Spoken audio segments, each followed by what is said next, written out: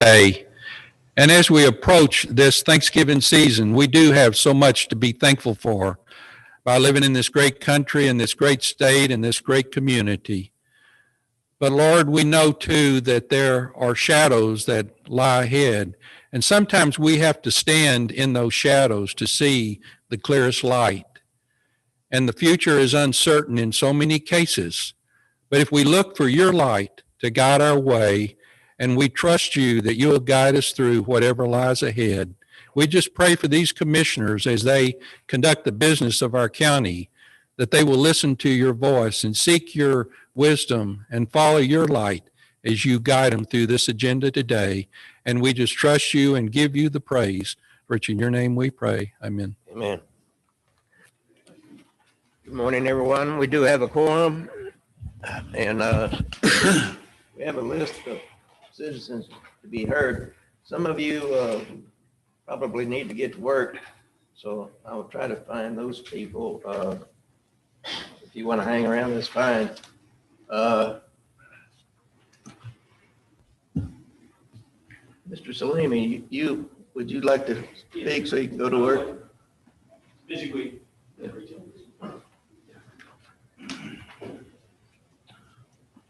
Good morning. Thank y'all for allowing me to speak this morning. I'm going to say some things, and by the way, it's not going to be pleasant for everybody.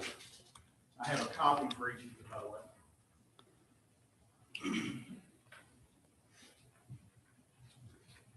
the way. Nexus, crossroads, turning point, even point of no return. Call your vote today, however you would like to define it. But I would encourage you to move forward by voting to approve today's resolution, which delves into your quiver of tools and provides another financing mechanism for this endeavor. These mechanisms are at your disposal for a reason, and I urge you to utilize them now and provide more than adequate working arrangements for our law enforcement community, our judicial staff, and the administrative staff of the county, not to mention the other plethora of urgent needs this building will move towards satisfying. I also encourage you in your planning to make sure this building is expandable, since I believe what is being proposed today and what has been proposed all along will ultimately be inadequate in the long run. Let me give you some basis for your vote today. As everyone knows, voters recently had a binary choice to approve or deny one particular plan for our new courthouse. However, a deeper analysis of the vote leads me to several conclusions. First, and since voters only had one choice, I believe you can break the voters down into at least 4 categories and possibly even more subcategories. I will only deal with the wider views I think you are safe to assume. First, and without going any deeper, are the votes for the courthouse resolution as it was presented. Although these votes can probably be broken down further, for our purposes today, I see no reason to look into this group, since you can assume with a high degree of support in favor of your vote today for this resolution. The more interesting catalog is those who voted against the ballot proposition. And I think for simplicity's sake, you can quickly divide this group into 3 categories. First, there are those who simply want no courthouse whatsoever. These are essentially anarchists and malcontents that have no interest in efficient government operation. And this group, frankly, although small in number, must be totally disregarded. The second group is a somewhat misinformed group that would have the county simply keep these existing facilities, which we all know is not feasible. And even if it were, in the long run, it would cost the taxpayers much more, since the rent would eventually equal and surpass the cost of a new courthouse in some X number of years and result in the taxpayer having no equity whatsoever. I believe this group has failed to do their homework, and like many others, has taken a static present day view without considering future costs and benefits. The third and most interesting group is those who would go along with a smaller version of the courthouse. This group undoubtedly supports, in essence, what you are about to vote on today. However, many in this group feel a vote must be taken by the citizenry on this issue no matter what. However, the consequences of possibly losing either grant money or insurance benefits has put us in the bind we are in today. Any additional delay simply means more and heavier financial burdens on the county and thus each individual taxpayer. In addition, I believe this group was misled in their cost assumptions by the outrageous comments from a July meeting where someone with no knowledge of the matter stated as fact the additional 8,000 to 10,000 square feet would cost an additional $10 million, although this passes no rational test. You, as county judge and commissioners, allowed this to become the primary causation and motivation for those who sought to derail your plans. As a group, your malfeasance related to letting these remarks become etched in stone, no matter how ridiculous, was and is a gross abdication of your responsibilities. So if the voters would have had multiple options, there would have no doubt been a majority, a consensus, if you will, that would have supported some version of a new courthouse proposal, which I believe gives you the validation to vote for this proposal about to be set forth today. However, before I end my remarks, I must be fair to everyone on all sides of this issue and place the blame for this quagmire where it is due. Had the leadership of this county, specifically you, Judge Mills, formed a large coalition of concerned citizens and sought the input of others and gotten the facts right, we may have avoided this mess altogether. The constant behind closed doors meetings gives rise to those who believe the efforts are clandestine and not on the up and up. Closed doors government meetings should be reserved only for those efforts where third parties wish not to be revealed, and not for day-to-day operations if the efforts are to be perceived with integrity and transparency. The fact of the matter is that we need leadership that is much more charismatic and can coalesce the community into much greater majorities in the future. Although I thank each and every one of you for choosing to serve, we must seek and encourage more dynamic candidates in the future. There is no good reason in my mind to want any of your jobs, and I have no political ambitions whatsoever. So rest assured, I realize my own hypocrisy when I make these remarks. Thank you. Thank you, sir. Okay.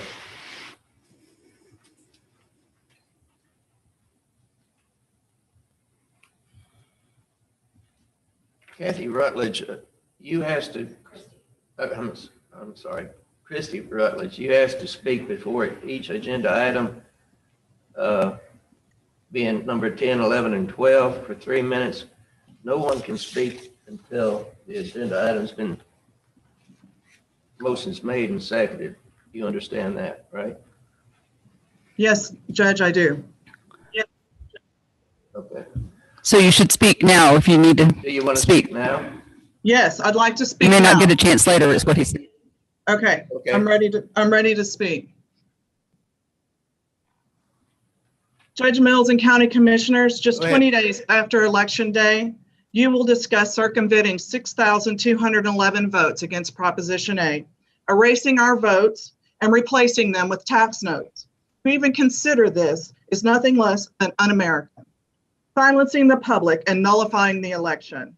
We, the people of Aransas County, overwhelmingly rejected Proposition A, sending a clear referendum against the increased debt load that you proposed. Bob Henderson, the county's financial advisor, will tell you the time is right now to borrow because interest rates are low, and grant money for a parking lot in Cement Plaza downtown are at stake. We remember Bob Henderson's deceptive ways when he said that $14 million in tax notes for City Hall would cost homeowners $3 per year. He might tell you that growth projections are strong, but that's not true either. On July 27th, Bob Henderson wrote the U.S. Economic Development Agency regarding the EDC and Chamber grant project. He pleaded for the match to be waived because Aransas County cannot handle the additional debt and the payments on that grant match. His letter to the EDA told a true story. Our population is in decline and is expected to decline further over the next 5 years. There's a 42% reduction in the hospitality industry jobs from just 1 year ago. The economic impact from Hurricane Harvey and the coronavirus have had a particularly harsh impact in our community and present very difficult circumstances for borrowing and spending. Mr. Henderson admitted that in 30 years as a municipal advisor, our petition was the second that he had ever experienced to force a bond for a vote. Why is this? We signed the petition and showed up at the ballot box because we, the people, the taxpayers that would have to repay these bonds in 7 to 10 years, cannot afford this debt. We are a community of proud Americans who believe in democracy and the power of the vote to direct the will of the people in our community. Each one of you has a duty and responsibility to protect our votes and to honor the election. And you will be held accountable for that, commissioners and judge, long after Bob Henderson, Will Whitson, and Kim Fouts bankrupt this community and drive many of us out of our homes with increased tax payments. So please remember, we know what is best, and that's why we went to the ballot box, and that's why we showed up in droves to sign the petition. Not Mr. Henderson, who will tell you a different story to fit today's narrative. No tax notes, commissioners.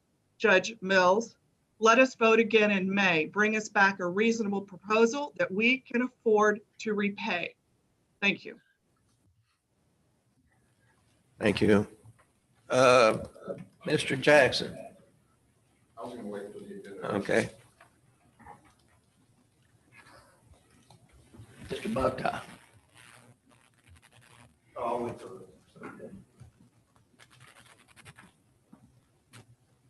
Kathy Kane.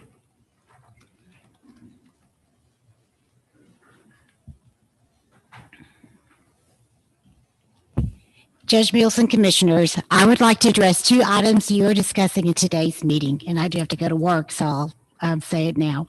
The first is Commissioner Laubach's proposal to require 30-day notices to the public before votes on tax abatements and debt issuance proposals. Attorney General Ken Paxton's preface to the Open Meetings Act Handbook of 2020 states the following. Founding Father James Madison once wrote that democracy without information was but prologue to a farce or a tragedy. And he regarded the diffusion of knowledge as the only guardian of true liberty. Texas law has long agreed the inherent right of Texans to govern themselves depends on their ability to observe how public officials are conducting the people's business. That is why the Texas Open Meetings Act was enacted, to ensure that Texas government is transparent, open, and accountable to all Texans. Attorney General Paxton closes with the following. Public access to the proceedings and decision-making processes of government is essential to a properly functioning and free state. Now, I have witnessed important decisions made in this court with a motion, a second, and little to no discussion. Knowledge hasn't been diffused to the citizens. The decision-making process hasn't been transparent or open. I request you approve Commissioner Laubach's proposal of requiring a minimum of a 30-day notice for these important fiscal actions and ask you to consider a requirement of at least 2 opportunities for the public to comment and be able to engage in open and honest dialogue with you as our representative. My second comment is related to the tax note. I'll read some of my letter to the editor from Saturday's Rockport Pilot. On November 3rd, Aransas County voters sent a clear message to local elected officials. We want to say in how tax dollars are spent. 53% of the 11,633 voters voted against the $17.3 million bond for a courthouse. Tax notes are intended for emergency use. Think of a bridge as compromise. There's not enough time to go through election processes in May or November to make basic repairs or replacements. Building the county courthouse is not an emergency. The county is providing all services as expected in its current location. The county has time to do this right. Conduct public meetings to review space utilization. Conduct public meetings to review the financial picture, the money from the insurance company, money from FEMA, money from other grants. Conduct public meetings to gain support for the vision. The judge's tax note must be paid back in 7 or 10 years instead of 20 years for a bond, and this will result in a higher tax rate. The against voters on Proposition A gave a clear call to action to their elected representatives. Let us vote. Thank you. Thank you. Mr. Kane and Ms. Jackson, are y'all both speaking on the same subject, the same? Do you still want to speak, or can we, for the convenience of time, can we go on? I mean, it's up to you. And I have a third statement I need to read from someone who can't be here this morning. Well, all right, go ahead. Yes, okay.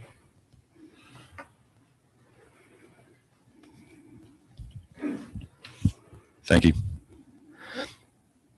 The citizens have spoken and rejected the bond issue on the ballot. It is your job to come up with a new plan that the citizens will support in May. It is not your job to circumvent the citizens. Do your job and represent the will and vote of the citizens. This court had one major job to do: convince taxpayers to vote for this bond. You had the opportunity to answer questions and you chose to remain silent. You had the resources at your disposal: paid staff, public relations officer, and so-called experts in long-term recovery. Additionally, you had support from other organizations, including the Chamber of Commerce, the EDC, a political action committee, and the local newspaper. A few citizens started a petition. You listened, put it on the ballot. Now more citizens have asked to be heard by voting against the courthouse. It is your turn to do the next step and listen to the citizens. Sell your position and ask for the support in a May election. You have shared with me that you trust your experts in these matters. Mr. Henderson will pitch you a sales pitch today. He will talk about how the county can afford to issue this new debt. But 4 months ago, Mr. Henderson sent a letter to the EDA with concerns over the county's ability to issue debt. These are quotes of his letter. His statements are: as function of multiple events, the county's financial condition has deteriorated materially. Standard & Poor's reduced the bond rating on the county venue tax bonds to BBB with a negative rating outlook from a previous category rating in the A. Additionally, the cash reserves of the county have been reduced. In other words, after issuance of the new debt courthouse, I'm continuing with Henderson's quotes, the debt of the county will almost be tripled. The issuance of this debt courthouse will cause an increase in the debt-related portion of the tax rate of approximately 30% over its existing rate. Again, this is Henderson's quotes, 30% increase. The county's ability to raise additional capital in the debt markets following the insurance remains unclear. All that was what he told us months ago. You'll hear a different pitch today. Yet today he is encouraging the county to issue debt. Why? Do you realize this expert has a stake in the outcome? He receives fees when debt is issued. The long-term recovery team shares conflicting stories as well. This team told you how we can afford this, how our population is about to explode, and that this is just something we cannot afford to do, not to do. Yet the grant application recently says the county's population trend is on a continued decline. The 2019 population decreased by 352 residents, or a 1.4% decline over the last 5 years. And our population is projected to decrease another 2.4% over the next 5 years. Let me restate that. In the application a couple months ago, Ms. Faust states our population is projected to decrease even more the next 5 years. 2 weeks ago, I met with Judge Mills, Mr. Henderson, and Mr. Whitson. I questioned how the taxpayer share on the smaller two-story courthouse changed from $6.1 million on the grant application to $13 million today. The response was, these are the games we play when trying to win grants. I said, that's not honest. The judge responded, a lot of things are not honest. Let's stop going down this path with the long-term recovery of saying what is necessary to win grants. Let's start being honest to ourselves, the citizens. Let us vote. Vote no on tax notes. Ms. Jackson. Thank you. Good morning, Judge, Commissioners, elected officials, appointed officials, and everyday citizens of Aransas County. My name is Katie Jackson. I live at 2205 Monkey Road. I'll throw that in. All right, we've heard a lot about communications. We've heard a lot about behind the scenes. We've heard a lot about hiding this morning. Okay, and that's what people see. What are you hiding? What's behind the door? Why on God's green earth do we start a grant process in March? It finally gets finished in October, and the price of the courthouse goes up $11 million. It's magic. Government money, ladies and gentlemen, is not free. You don't just wave your hand and government money shows up. Somebody pays that. For this grant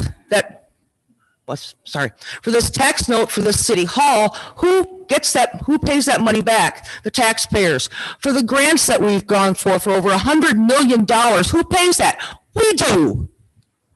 This money is not free, ladies and gentlemen. It is not free. Somebody pays for it. Every single person in this room in Aransas County pays for it. Communications are key. I've talked communications to several people in this room. Lots of smoke and mirrors, people. Lots of smoke and mirrors. I, as a citizen of Aransas County, am generally quite sick of it.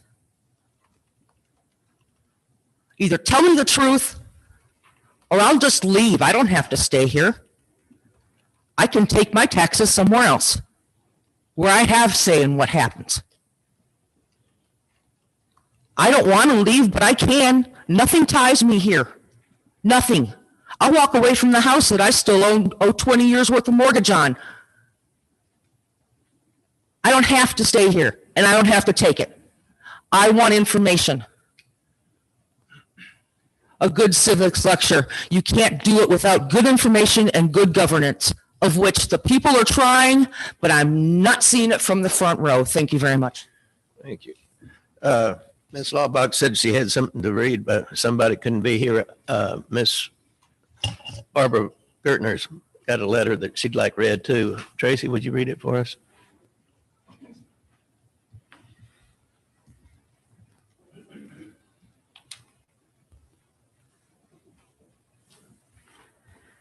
This is from Barbara Gertner. Judge Mills and Commissioners, I will not be able to attend the Commissioners Court on Monday, yet I want you to know that I wholeheartedly support you in the difficult decision that you have made to fund the courthouse with a tax note for the following reasons. It is critical to build the courthouse and the city hall at the same time as originally planned, as the grant monies were approved because this plan was in place. Costs are reduced by combining the projects. The county and city working together with the same architects, construction managers, and contractors helped us to obtain those grant monies, which may be at risk if plans were to change. It is also critical to build the 3-story courthouse as designed, which is the size needed now, including room for expansion in the next few years, without the additional expense of construction, which historically increases steeply with time. Saddling our grandchildren with debt would be to build smaller. The building needs to be built for 50 to 75 years as planned. With interest rates at their lowest since the 1950s, the effect of borrowing the necessary funds is minimal on the county's and taxpayers' budgets. In fact, taxes were lowered with this debt included. Time passing risks higher interest rates and higher construction costs. Aransas County's sound fiscal policies are confirmed by the AA rating it has. Continued fluctuation of the on-again, off-again intention to issue bonds can adversely affect the rating causing the future bonds to cost taxpayers more. Waiting is not a cost-saving option. The cost of a smaller courthouse, the loss of the grant monies, the increased cost of borrowing a lesser amount of money, then the necessity of building again in the near future is not a fiscally sound plan. Those who have been hired to advise, who have experience in building government buildings and projecting future needs, and who have been vetted should be relied on when making a decision of this magnitude. Taking the advice of the Attorney General of Texas and using the instrument of a tax note to replace essential services and space lost in the hurricane for the betterment of our community is a wise decision that should not be delayed. Many people have invested money in this county because of the soundness of our local government, its fiscal responsibility, and the good decisions which have historically made this county a sound investment. Thank you. Ms. Slovak? This message to the court is from Jeff Hutt, who lives on 8th Street in Lamar. Judge Mills, earlier this month, the citizens of Aransas County, despite the establishment lining up in favor in a coordinated misinformation campaign, clearly voted against increasing county debt by 121%, that is $17 million, to build a courthouse. Do not be confused. The against vote outcome does not mean the citizens instead wanted you to increase the county debt by 93%, which is $13 million, to build a courthouse. The citizens voted to make it clear to you, bring us in the May election a reasonable plan that has had citizen input for a reasonable price. Even though the state statutes allow you to pass tax notes to rebuild a courthouse, it does not mean you should. I'd like to ask Mr. Henderson, how many times in Texas has he seen I forget what a CO bond stands for, a certificate of obligation bond, forced to a bond election by a petition, then voted down by the electorate, only to be resurrected by the issuance of tax notes under this particular state statute? I'm going to guess never. Just like, let me skip, all true patriots hold tight to the idea that taxation without representation is tyranny. Representation is meant to be looked at through the lens of consent. In this case, the election was the county government asking its citizens for consent to borrow and to be taxed. The voters of Aransas County voted against giving the county this consent. We voted no on issuing debt payable through taxes. Judge Mills, if you continue down this path, you are a tyrant, in the literal sense, a tyrant, as much as King George was to the colonists. And the county commissioners who vote in favor of violating public consent are enablers of your tyranny. I call on you in the name of liberty, of patriotism, and everything dear to the American character, do not go down the path of tax notes. Sir, honor the voice of the electorate and bring us in the May election a reasonable courthouse plan that has had citizen input for a reasonable price. God bless Texas. Thank you. I believe that's it for public comment. So we'll. Sir. Yes. Okay. I'm sorry. I thought you wanted to speak as agenda items. Pat Rousseau, 187 Herring Oaks, and Commissioner-elect for Precinct 3. I do want to speak on several items, but a few of the items on which I wish to speak may not come up for discussion, so I'd like to just mention my thoughts now. When I decided to run for this position, it was not an easy decision. I had retired. I was very happy in my retirement. I was encouraged to run, and I finally chose to, and I based it on three things, and I called it the ABCs of county government: accountable to voters, building trust, and communicating openly. And that seemed to be something that people were very much in support of. I heard that in a positive manner before the primary election, and I certainly have heard it since then. Based on those, I would still say the three things, ABCs, accountable to voters, building trust, communicating openly, could still be done by this present Commissioner's Court. And in the discussion of the tax notes and the request of Commissioner Laubach to allow 30 days written notice with public discussion on any proposed bond issue or otherwise, and 30 days written notice to the public, and allowing public discussion on any agreement on tax abatement, are very reasonable, and they certainly fall into the concepts of the ABCs of county government. And I would thank you to consider those. Thank you. Yes, sir. Yes.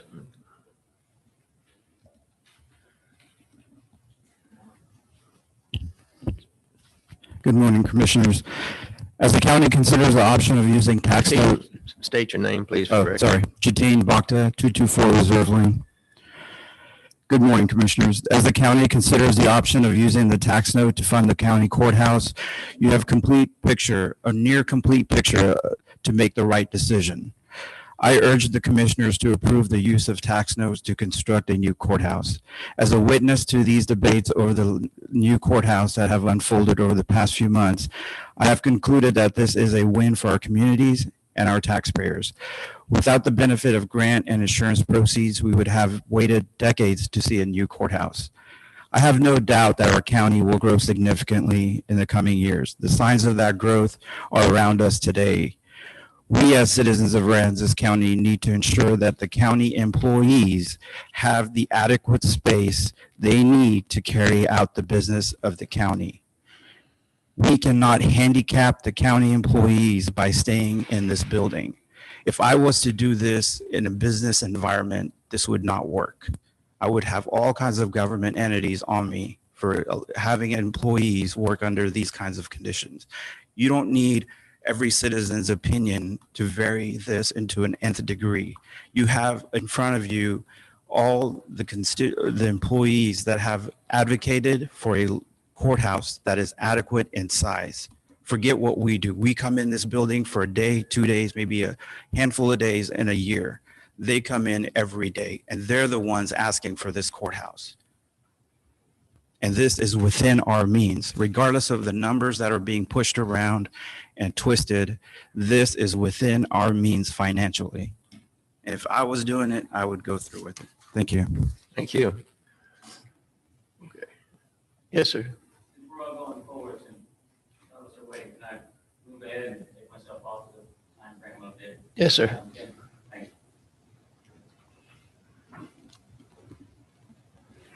Just in case you guys voted, nobody to talk. That seems to be the philosophy. State your name, please. Yes, sir. I'm Keith Allen. Everybody's had a lot of back and forth of what's happening with the tax notes. Keith, Yes. people at home can't hear you if you're not pretty close to the microphone. Hey, you're a little tall for that I actually microphone. didn't realize that thing was on because you can't hear it from sitting over there. So, all right. Thank you. But you can hear it on Zoom. That's what it's really for. I apologize for that. Okay, tax notes, and I'll make this short and sweet because I know you guys got a lot going on. I would like to see more information presented to the residents. I'd like to be educated on what's happening with the tax notes. I'd like to see the implications of how it affects us in financials. I think we're going to have an expert speak on it, but I'd like some workshops to see what's going on, so that you can tell me if we're within the 75% and all of the regulations that are inside the 1431, right? 1430, can't remember what the number is, that you're going to be imposing a tax note. There's a lot in there. I'd like to be educated before I put the note on this situation along with the rest of us.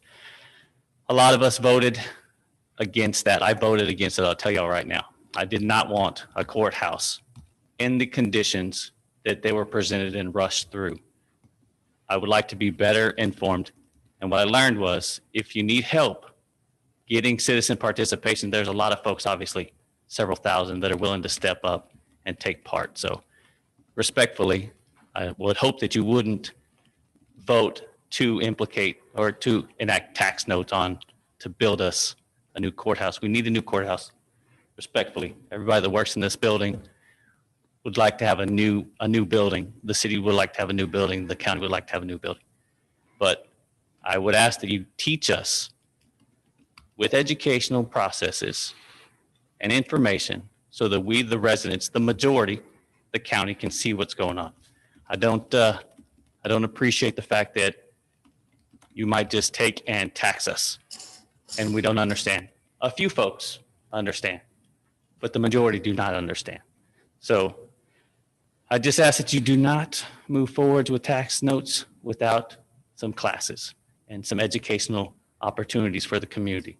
Thank you. Thank you. Thank you. All right. Anyone else before I go to the agenda? We have two items on consent. Do I have a motion?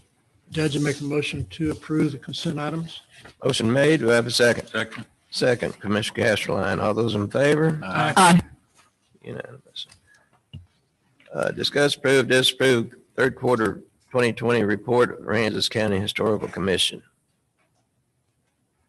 That report has been sent in and reviewed.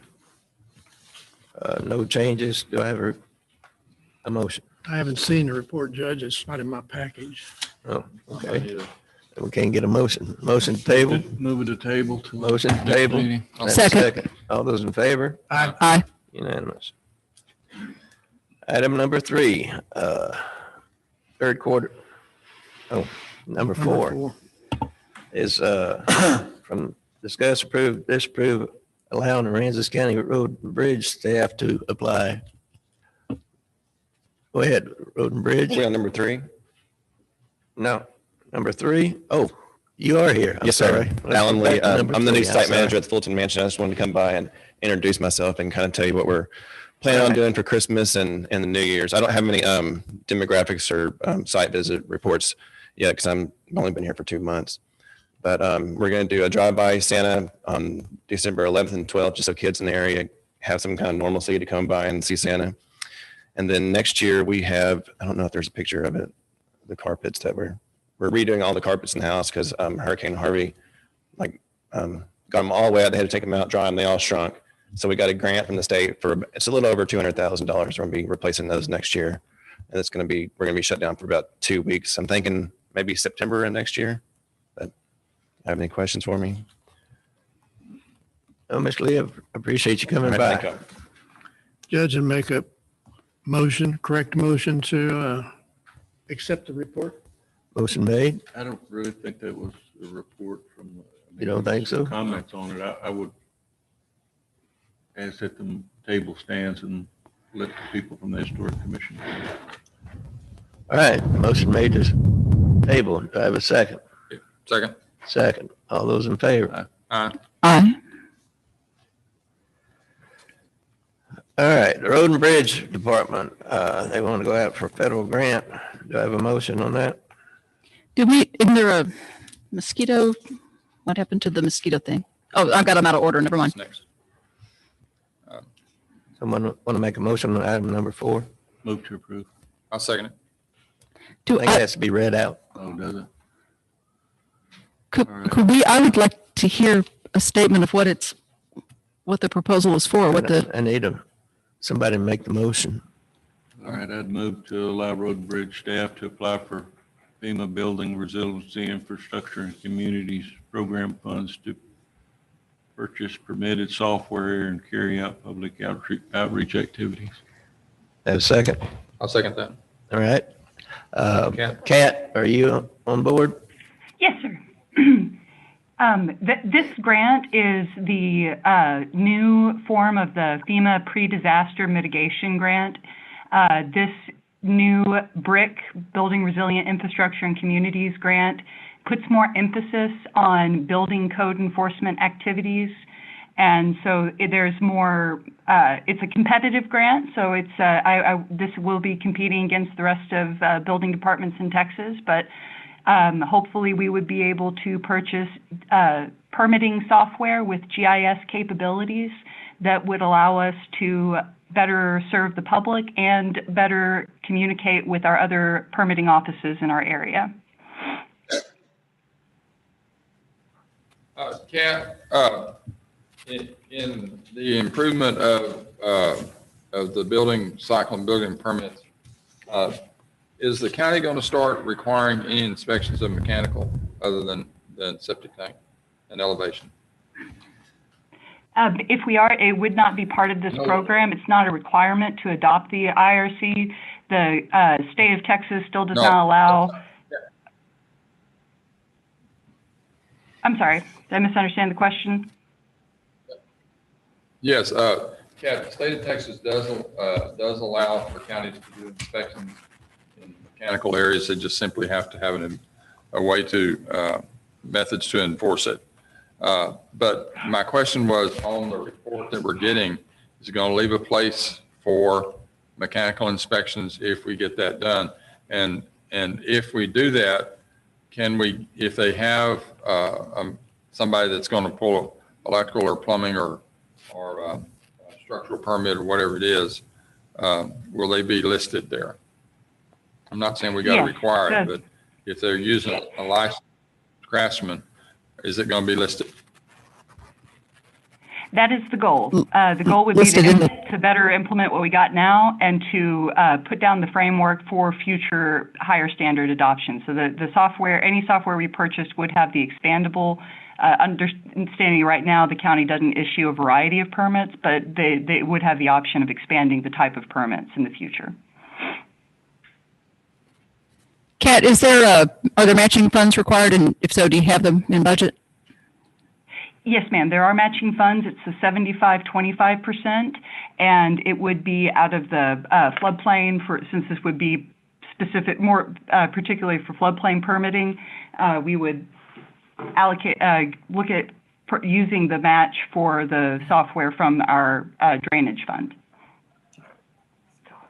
So, did you say drainage fund? Yes, ma'am. The funds are coming from your drainage funds. Thank you. Kat, what is the amount of money that we're talking about here? About $30,000. The implementation for the software, based on the cost estimates I've gotten over the past year, we're looking at about $20,000 for implementation for the setup of any type of software like this, and about a $10,000 a year maintenance. And so it would be about a $30,000 to $35,000 grant, with the 25% cost share being on the county. So our cost would be $7,500? Approximately, yes, sir. Well, whatever is. Yes, okay. So $30,000 to $35,000 for a total project. So our match would be from $7,500 to $8,000. You mentioned $10,000 a year to maintain the system? Yes, sir. That's not covered by the grant in the future? It is not. But my hope is that we would be able to, with permitting software, we would be able to make that cost savings apparent with the amount of time and that we would save from using a software program.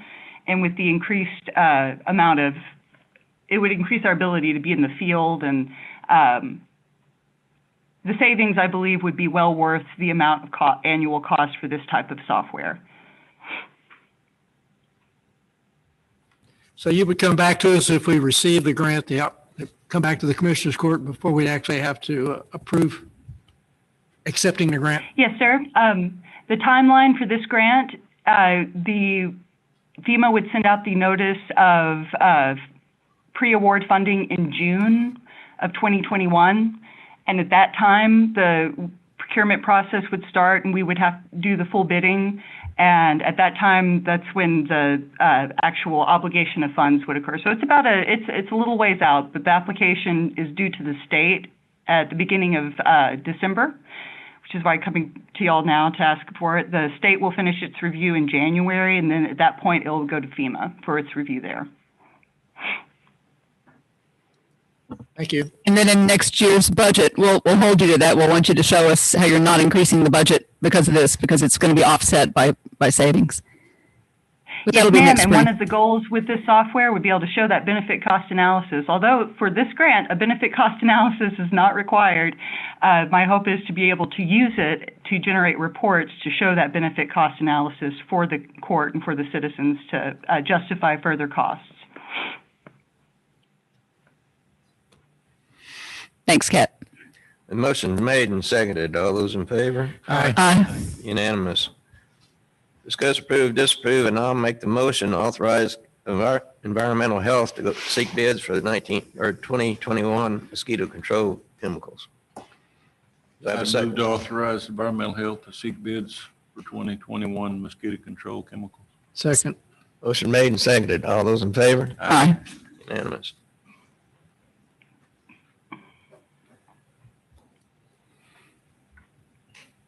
Item number 6, discuss, approve, disapprove, authorizing county judge to sign equipment request.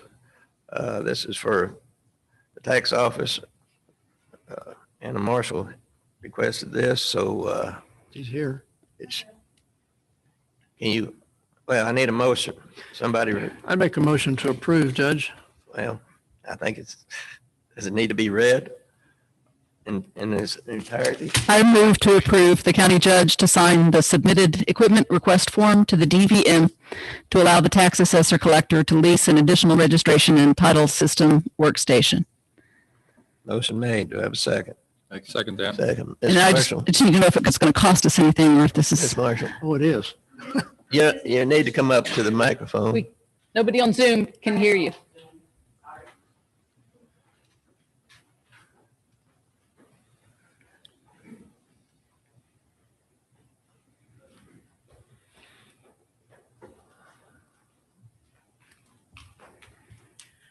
Every November, we're allowed to request from DMV, with the Department of Motor Vehicle, for an additional workstation for our offices. And it's November, so we have to request that. Along with requesting, we have to have the judge sign a new contract, which is the same contract we have signed, but it includes the additional if we get approved. It is budgeted. It's $361 a year. We only pay for 2 of our workstation. The other 3 are leased or free. It goes based on population and our workload. We're hoping within the next couple of years, we're going to use this additional computer to help with web dealer, which we were initiated this year. And it's also going to help with our local dealers and our mail-ins. It's getting kind of harder for the girls to try to use the front counter computers to do the mail-in, the web dealer. So this is going to be a backup computer. Like I said, it's in our budget, so we're just waiting to see if DMV approves it. I don't see them not approving it. And eventually down the line, if our population goes up, our workload goes up, it can be rolled over to a free one also. You know, Did you say Anna, just looking 3? at the agreement here, it says for workstations that are leased by the county for placement in a full-service deputy's office, and that's what you're talking about?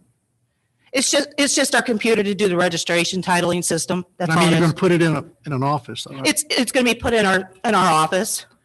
There's an additional annual cost of $4,260 for full. That's if we're putting it on off-site somewhere. We're not opening another office. That's what I was asking. Yeah, no. All right. It'll be in our office. So that $4,260 is not applicable to what No. you're asking for? No. All right. So did you just say $361? That's all it That is costs? correct. Thank you.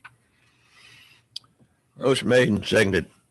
All those in favor? Aye. Unanimous. Thank you, Ms. Marshall.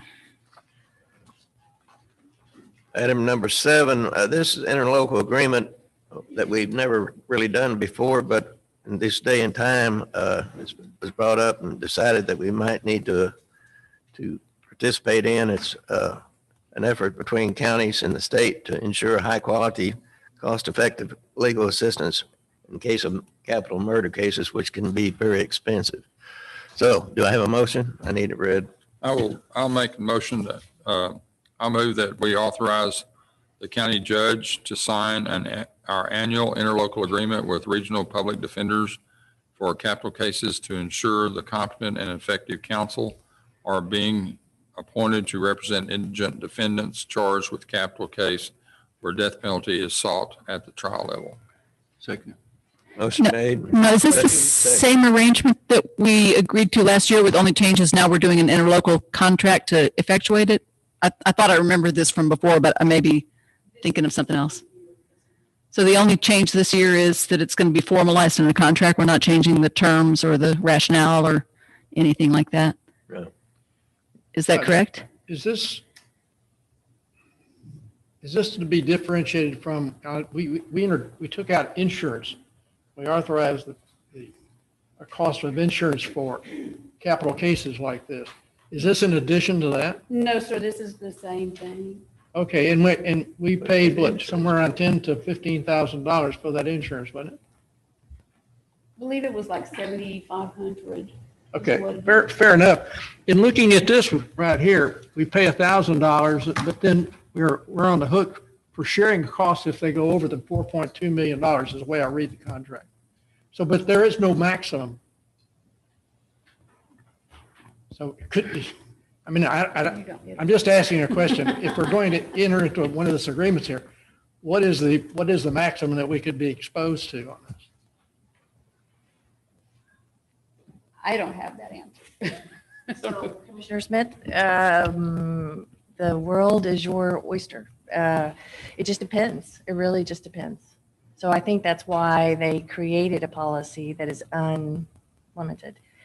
The chances of it being more than a couple $100,000 are pretty rare, but so is Hurricane Harvey. So. Well, the way it reads, we're going to share the costs with 181 other counties. True. And the cost overrun over the $4.2 million apparently that the state is putting into it will be allocated based on population. True. I would imagine that the only people that are going to participate in the 181 counties are counties that have low population. So we'll probably pick up a significant portion of that. Actually, some larger, seemingly larger, not like San Antonio, but Lubbock, of course, is the place of its birth and everything. So there are some bigger places. It also depends. So it is a lottery. It is a type of DWI risk pool, but it also depends on whether or not you're going to get a capital murder case. I understand. I just have a reluctance to sign an agreement or approve an agreement where there is no maximum that we'd be exposed to. Well, the maximum They're would not be gonna if we tell didn't you. have it. Right. They're not going to tell you. Yeah. That's just the nature of the beast. And if we don't do some kind of arrangement like this, we're also still exposed to an unlimited amount in case we get a large death penalty Right. case, which is the trade-off in risks. We're responsible to pay for it, whatever, Yes, wherever of the course. case. But I would point out, we had an insurance policy that we had a total exposure. We knew what the total exposure Well, was. we still have that. It's just that now they're coming back. I'm sure they've had an overrun or something. And frankly, I didn't know this, but I'm sure they've had something. So now there's an interlocal just to make sure that the extra costs get covered. So we're going to have an insurance policy plus this? Is that what you're saying? This is in conjunction with, so an insurance policy that's unlimited. However, with the idea that 4.2 is the overall and that the county might be responsible if it goes over that. So I thought I remembered it being called an insurance policy last year, but I sort of was taking that as a metaphor, maybe not literally. Right, risk pool. But we're still talking about the same sort of risk pool, which is we're calling informally an insurance. TAC is not insurance. And what's changing this year is that we are exposed in a way we weren't last year. Well, it's papering. We were exposed that way last year, but the We're truth is. formalizing our agreement to live up to the exposure. Right. You Right, think it's we just were? not TAC. You think we were equally exposed financially last year as this year? I would have to go back and look to make sure because I'm not sure why the impetus for this, and I can do that. Was there any activity by the legislature that changed our exposure No. on indigent? Okay, fair enough. Could we table this until we're sure? I don't feel like we completely understand how we're changing our risk here. Sure. I mean, It's it's not. up to you guys. It's not urgent. In other words, I mean. Is there a time? Right, and that should be Next year. done this year by December By the 30th. end But of we this could take it up at the next, I would really prefer if we could take it up at the next meeting and find out. I mean, it sounds reasonable, but I'm just unsure whether we're really changing our risk exposure. Sure. I think the Commissioners Court authorized this to be done in the earlier months, but I'm not sure. Well, I think I remember. They're local, Judge, is what I recall, but I could be totally wrong. I did not look at it, but full disclosure, so. Judge, I'd make a motion to table based upon more information. Motion made That Second. is that and is. seconded. Commissioner Laubach, all those in favor? Aye. Aye. Unanimous.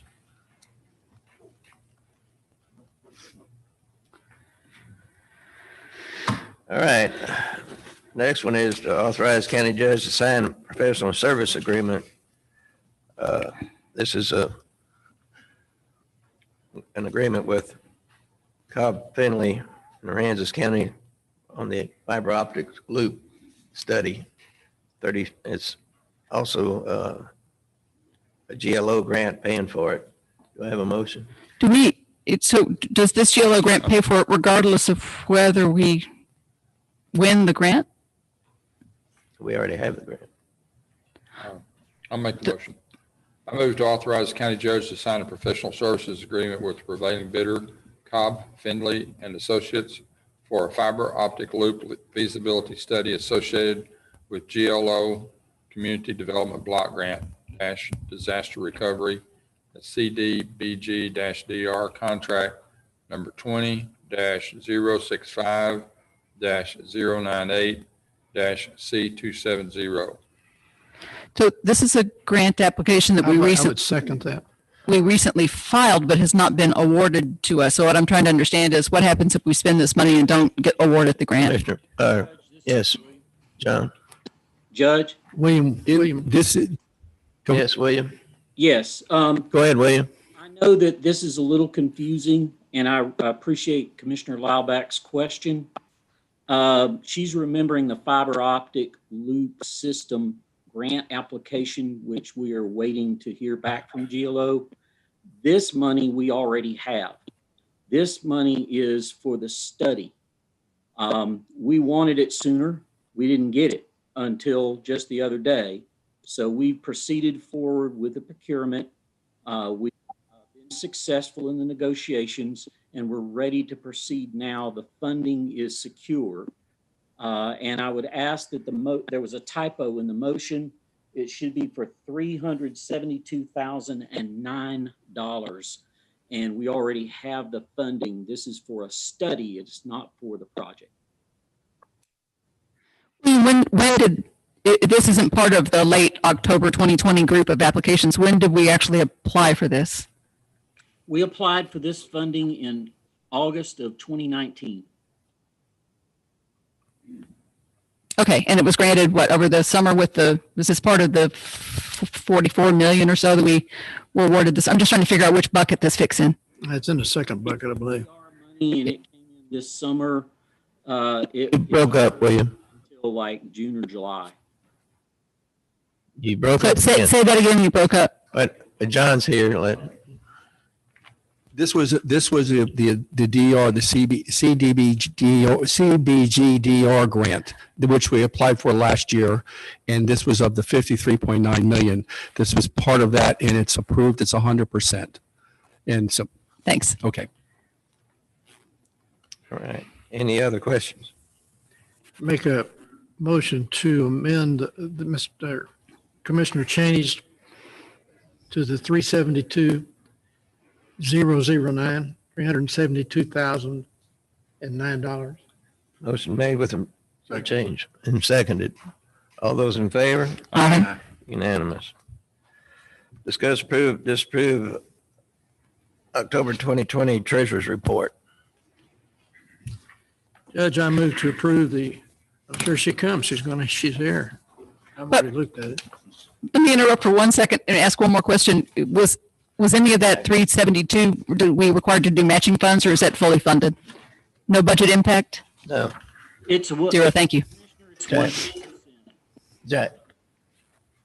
John says zero. Is that right, William? Correct. It's the All right. Okay. 100% is funded. You're breaking up real bad, William. I don't know what's going on in your area. Go ahead, Ms. Cartwright. The total fund balance at the end of October is $26,728,307. I have roughly 82% of it in the depository bank. The rest are in some type of investment.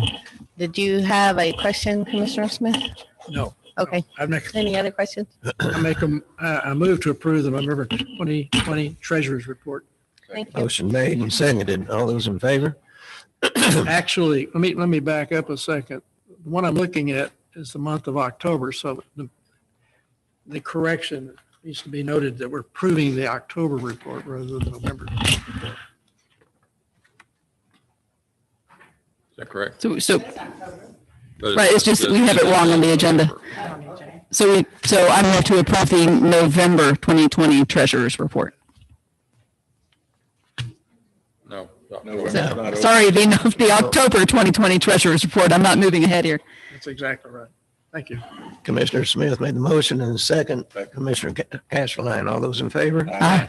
Unanimous. All right, item number 9. I'd just like to say it's a responsibility of providing the courthouse falls directly on the Commissioner's Court. That's in the tax code, local government tax code 2291.001. It also says as soon as practicable. And that, in this case, is right after a disaster destroyed your courthouse. In this endeavor, we have brought in experts to do the job that have built courthouses in the past and know how to build and what is needed. And they have discussed with other elected officials and department heads that work in this courthouse, these courthouses. And we have done an exhaustive evaluation and assessment of what is necessary.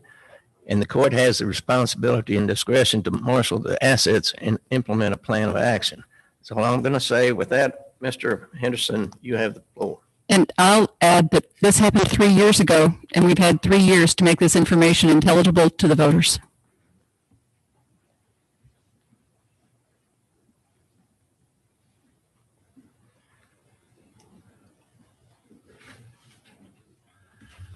Good morning, Judge, members of the court, members of the community.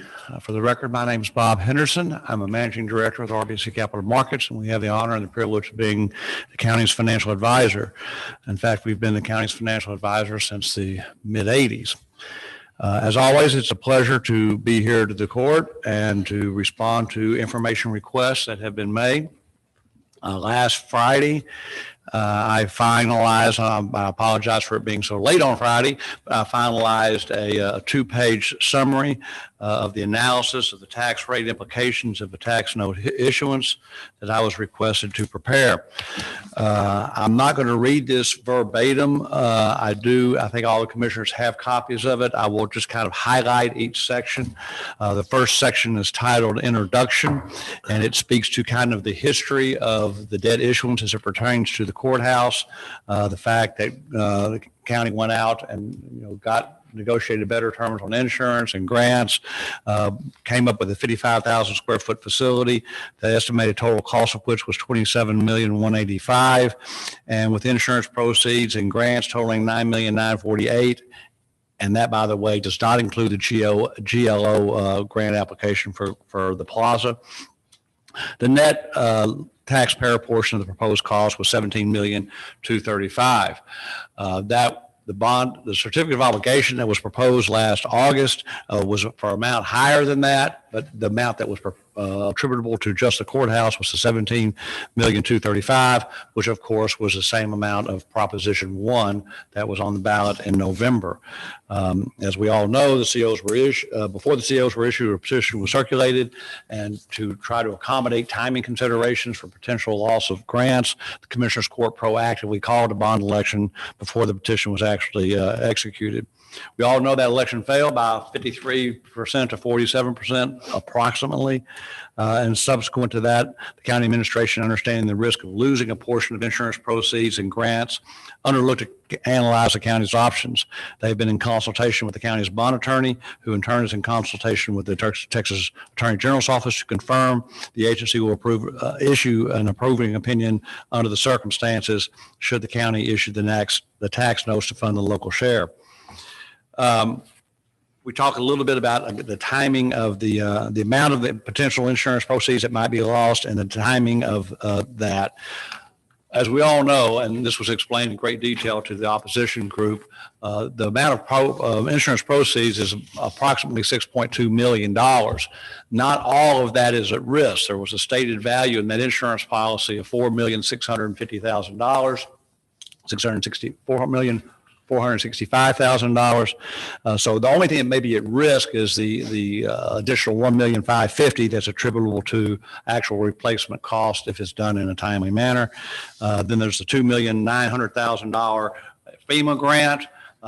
That's related specifically to the courthouse. Again, we're not including the GLO grant of $3.8 million.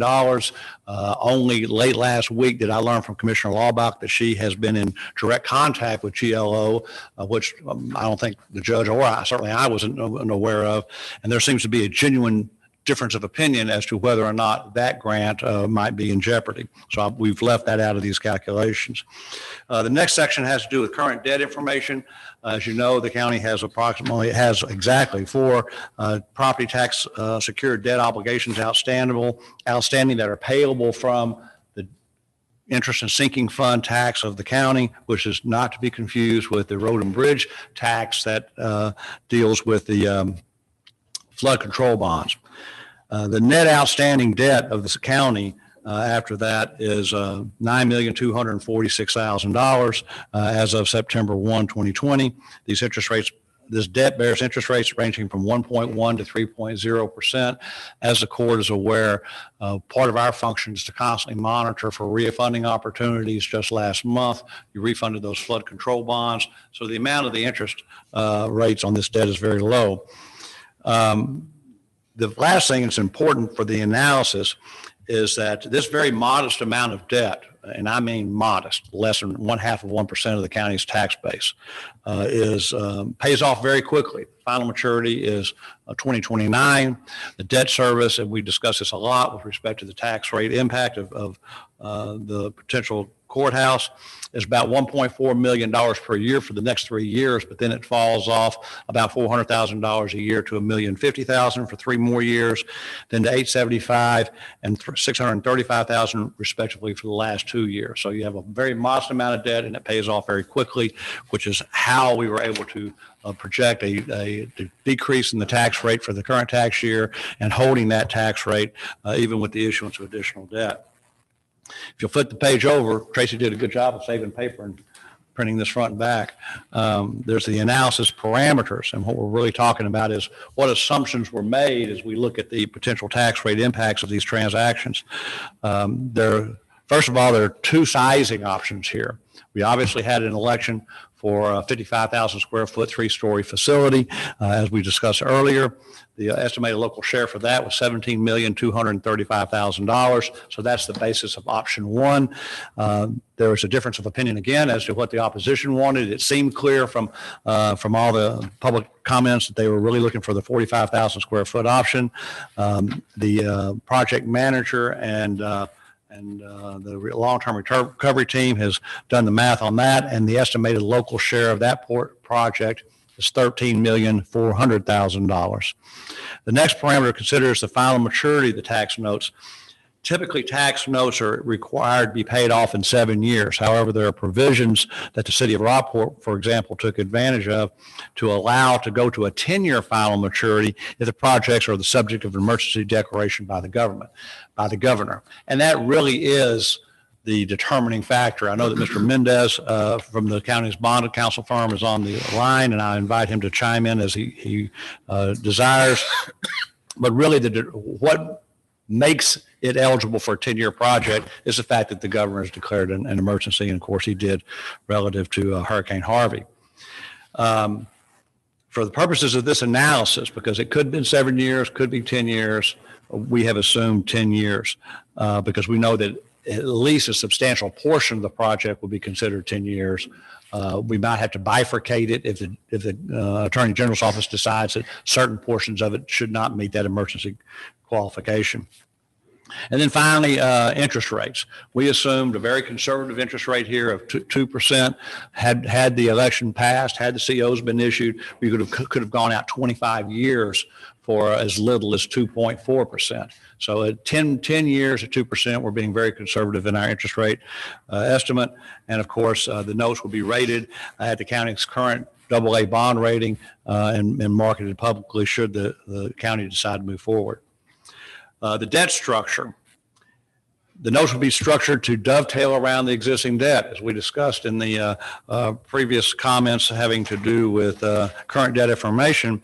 The debt service is $1.4 million for 3 years. It drops to about $1,050,000 for 3 years, $875,000 for 1 year, and then $635,000 in the final year.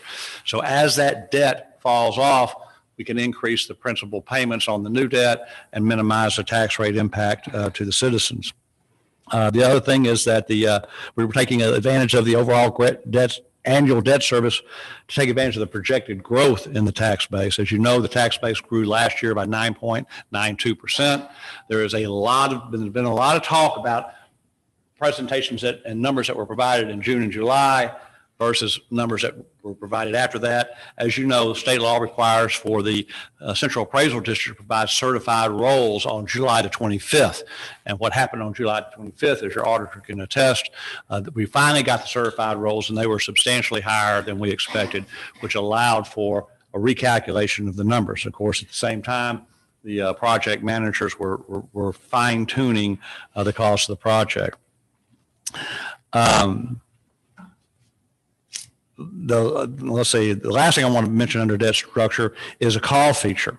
What a call feature means is simply it's a fancy way of saying prepayment opportunities. Can you pay off the debt early without having to pay a penalty? We're going to put a fairly, should the court decide to move forward, we put a fairly short prepayment option in this transaction so that in the event that growth does not occur as was anticipated, or if the county identifies other projects it might want to undertake and provide some tax rate management, that these notes can be refinanced. And to give you an example of that, Bell County did have a certificate of obligation issued. They attempted to do several years ago. They were forced to petition. The petition passed. The petition was accepted. There was an election held. The election failed, and Bell County did go out and issue 7-year tax notes to build a new courthouse and jail facility, and then those notes were subsequently refinanced. So what we're talking about here is something that has been done in the state, specifically at Bell County. We don't know that we need to refinance, and we'll discuss the actual tax rate implications here in the next section, but we're talking about a short prepayment opportunity so that if you do need to refinance, you can. So with that analysis, parameters, and debt structure, we've got the analysis results under option 1, or option A, $17,235,000 to fully amortize the debt over the 10-year period of time would require a tax rate increase of 3 cents over the existing 4.7 cents. So your tax rate would go from 4.7 cents to 7.7 cents if you decide to structure it in a way to fully pay it off in 10 years. As we all know, the useful life of this project is going to be, has been estimated by project managers anywhere from 50 years to 75 years. Most people finance their personal residences at 30 years. It had been anticipated that the certificates of obligation or the general obligation bonds, had they been approved in November, would have been issued somewhere between 20 and 25 years. So if you were to pay this off in 10 years, it would be substantially faster than the actual useful life of the project. So alternately, and this is the second paragraph under option A, alternately, the tax rate can be held the same. We can leave the tax rate at 4.7 cents and refinance the debt an additional 5 years, just so from going from ultimately 10 years to ultimately 5 years, 15 years, I apologize. So it can be done at 4.7 cents. So should the court decide to move forward, should you decide this alternative option, you can do $17,235,000 without a tax rate increase. It would require refinancing the debt before the end of that 10-year period of time. Option B is $13,400,000. The tax rate impact, if you were to amortize it over 10 years, would be 1.6 cent increase over the current 4.7 cents. So it would go from 4.7 cents to 6.3 cents. Again, it pays it off in 10 years, substantially shorter than the average useful or the useful life of that project. Alternately, the tax rate can again be held the same. The tax notes can be refinanced to a longer final maturity, adding 3 additional years. So from going from 10 years to 13 years, and that can be done by holding the tax rate at exactly what it is now, 4.7 cents. The last section of the report talks about timing. I'm getting a little bit into legal stuff here. And again, Mr. Mendez from Biggerstaff, he's Smiley Acosta Delgado is on the phone, and he can address it more. But tax notes do not require special notices or public hearings.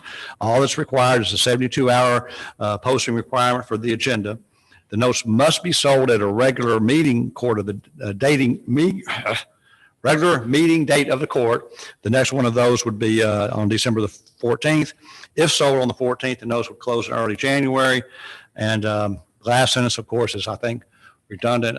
The decision to proceed and the timing on which to proceed are ultimately the discretion of the Commissioner's Court. Despite public comments that have been made, Bob Henderson doesn't get a vote. This is up to you guys. I know I spoke very quickly with a funny Northeast Texas accent. I'm happy to answer any questions that you might have. Mr. Henderson. Yes, ma'am. What happens if we go to refinance at the end of the term when we're facing a balloon and the interest rates have spiked up? If interest rates have gone up, you will pay a higher interest rate. There is unquestionably interest rate risk. Interest rates could go down, they could stay the same, or they could go up. Your belief is, I think, that we're at historically low interest rates and need to borrow now because they're likely to go up in the future? Well, we are at historically low interest rates, unquestionable about that. Whether we need to do that or not is a decision of the Commissioner's Court.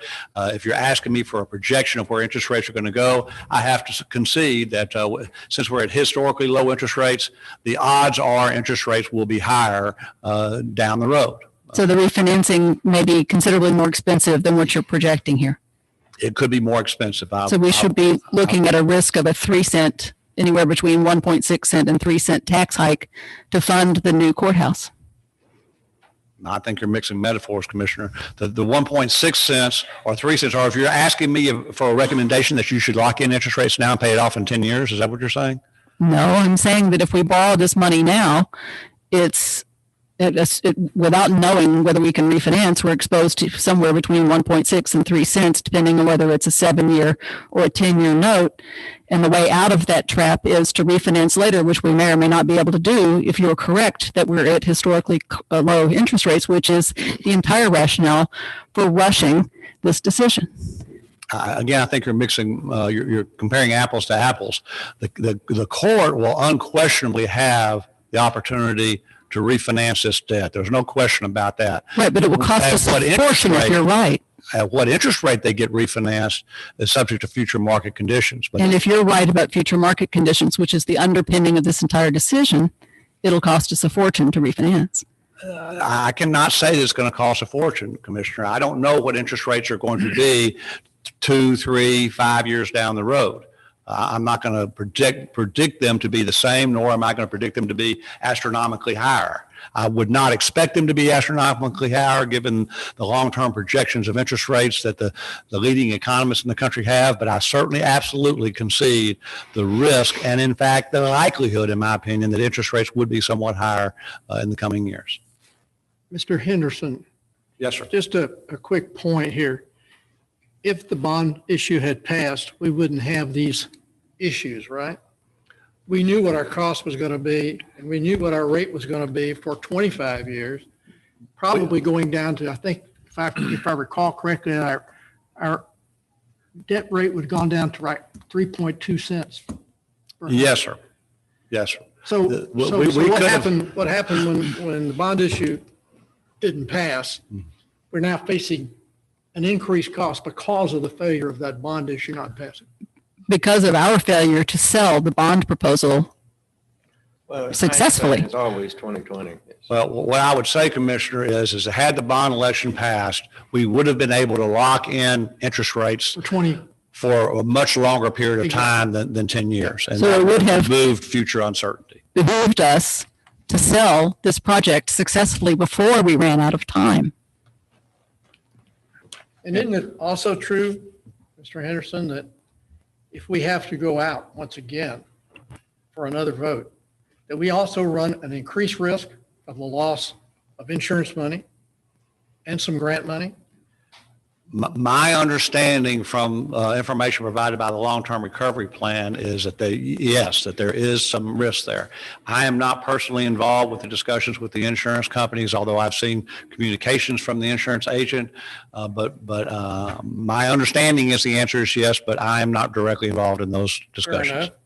It's a risk, though, nonetheless. We won't know if we're exposed. If we have another election in May, and presumably we would issue the same type of 20 or 25-year bonds that we were looking at in the last one, what would you guess that our tax in May might be, our tax rates? Well, first of all, Commissioner, you're going to assume that another election in May would be successful. I understand all that, Commissioner. I want to point that out. I'm going to have to answer you, Commissioner, in two ways. The tax rate impact is really a function of two things. One is, well, I should say three things. One is the final maturity, which has been the topic of this discussion, 10 years versus 2025. So the final maturity is one. The other one is the interest rates. And I cannot predict where interest rates will even be in June. If we have an election in May, we cannot sell the debt until 30 days after the election has been canvassed, the election returns have been canvassed. So you'd be talking about sometime in the middle of June before we could actually sell the debt. We've just had a presidential election. The markets have responded well thus far, but we don't know. I cannot predict where in June of 2021 interest rates will be. The third thing has to do with the debt structure. It is unquestionable that this county is in a very favorable position in terms of its very modest amount of current debt and how rapid it pays off. And if interest rates do go up, we can adjust for that through our structure by lowering our principal payments through the period of time that your modest amount of debt pays off. And I feel very confident we could achieve the same tax rate impact that we had earlier through structuring, despite what probably would be somewhat higher interest rates. You wouldn't care to weigh in on another 6 months delay in getting contracts on the construction costs, would you? I'm not your project manager, but I can tell you I finance enough projects to know that we're seeing substantial construction inflation in the projects that I'm working at, and some of them have been predicted as high as 10 and 12% a year. But that might be, I don't know if your construction manager's in the room or not. He might be able to address that. John?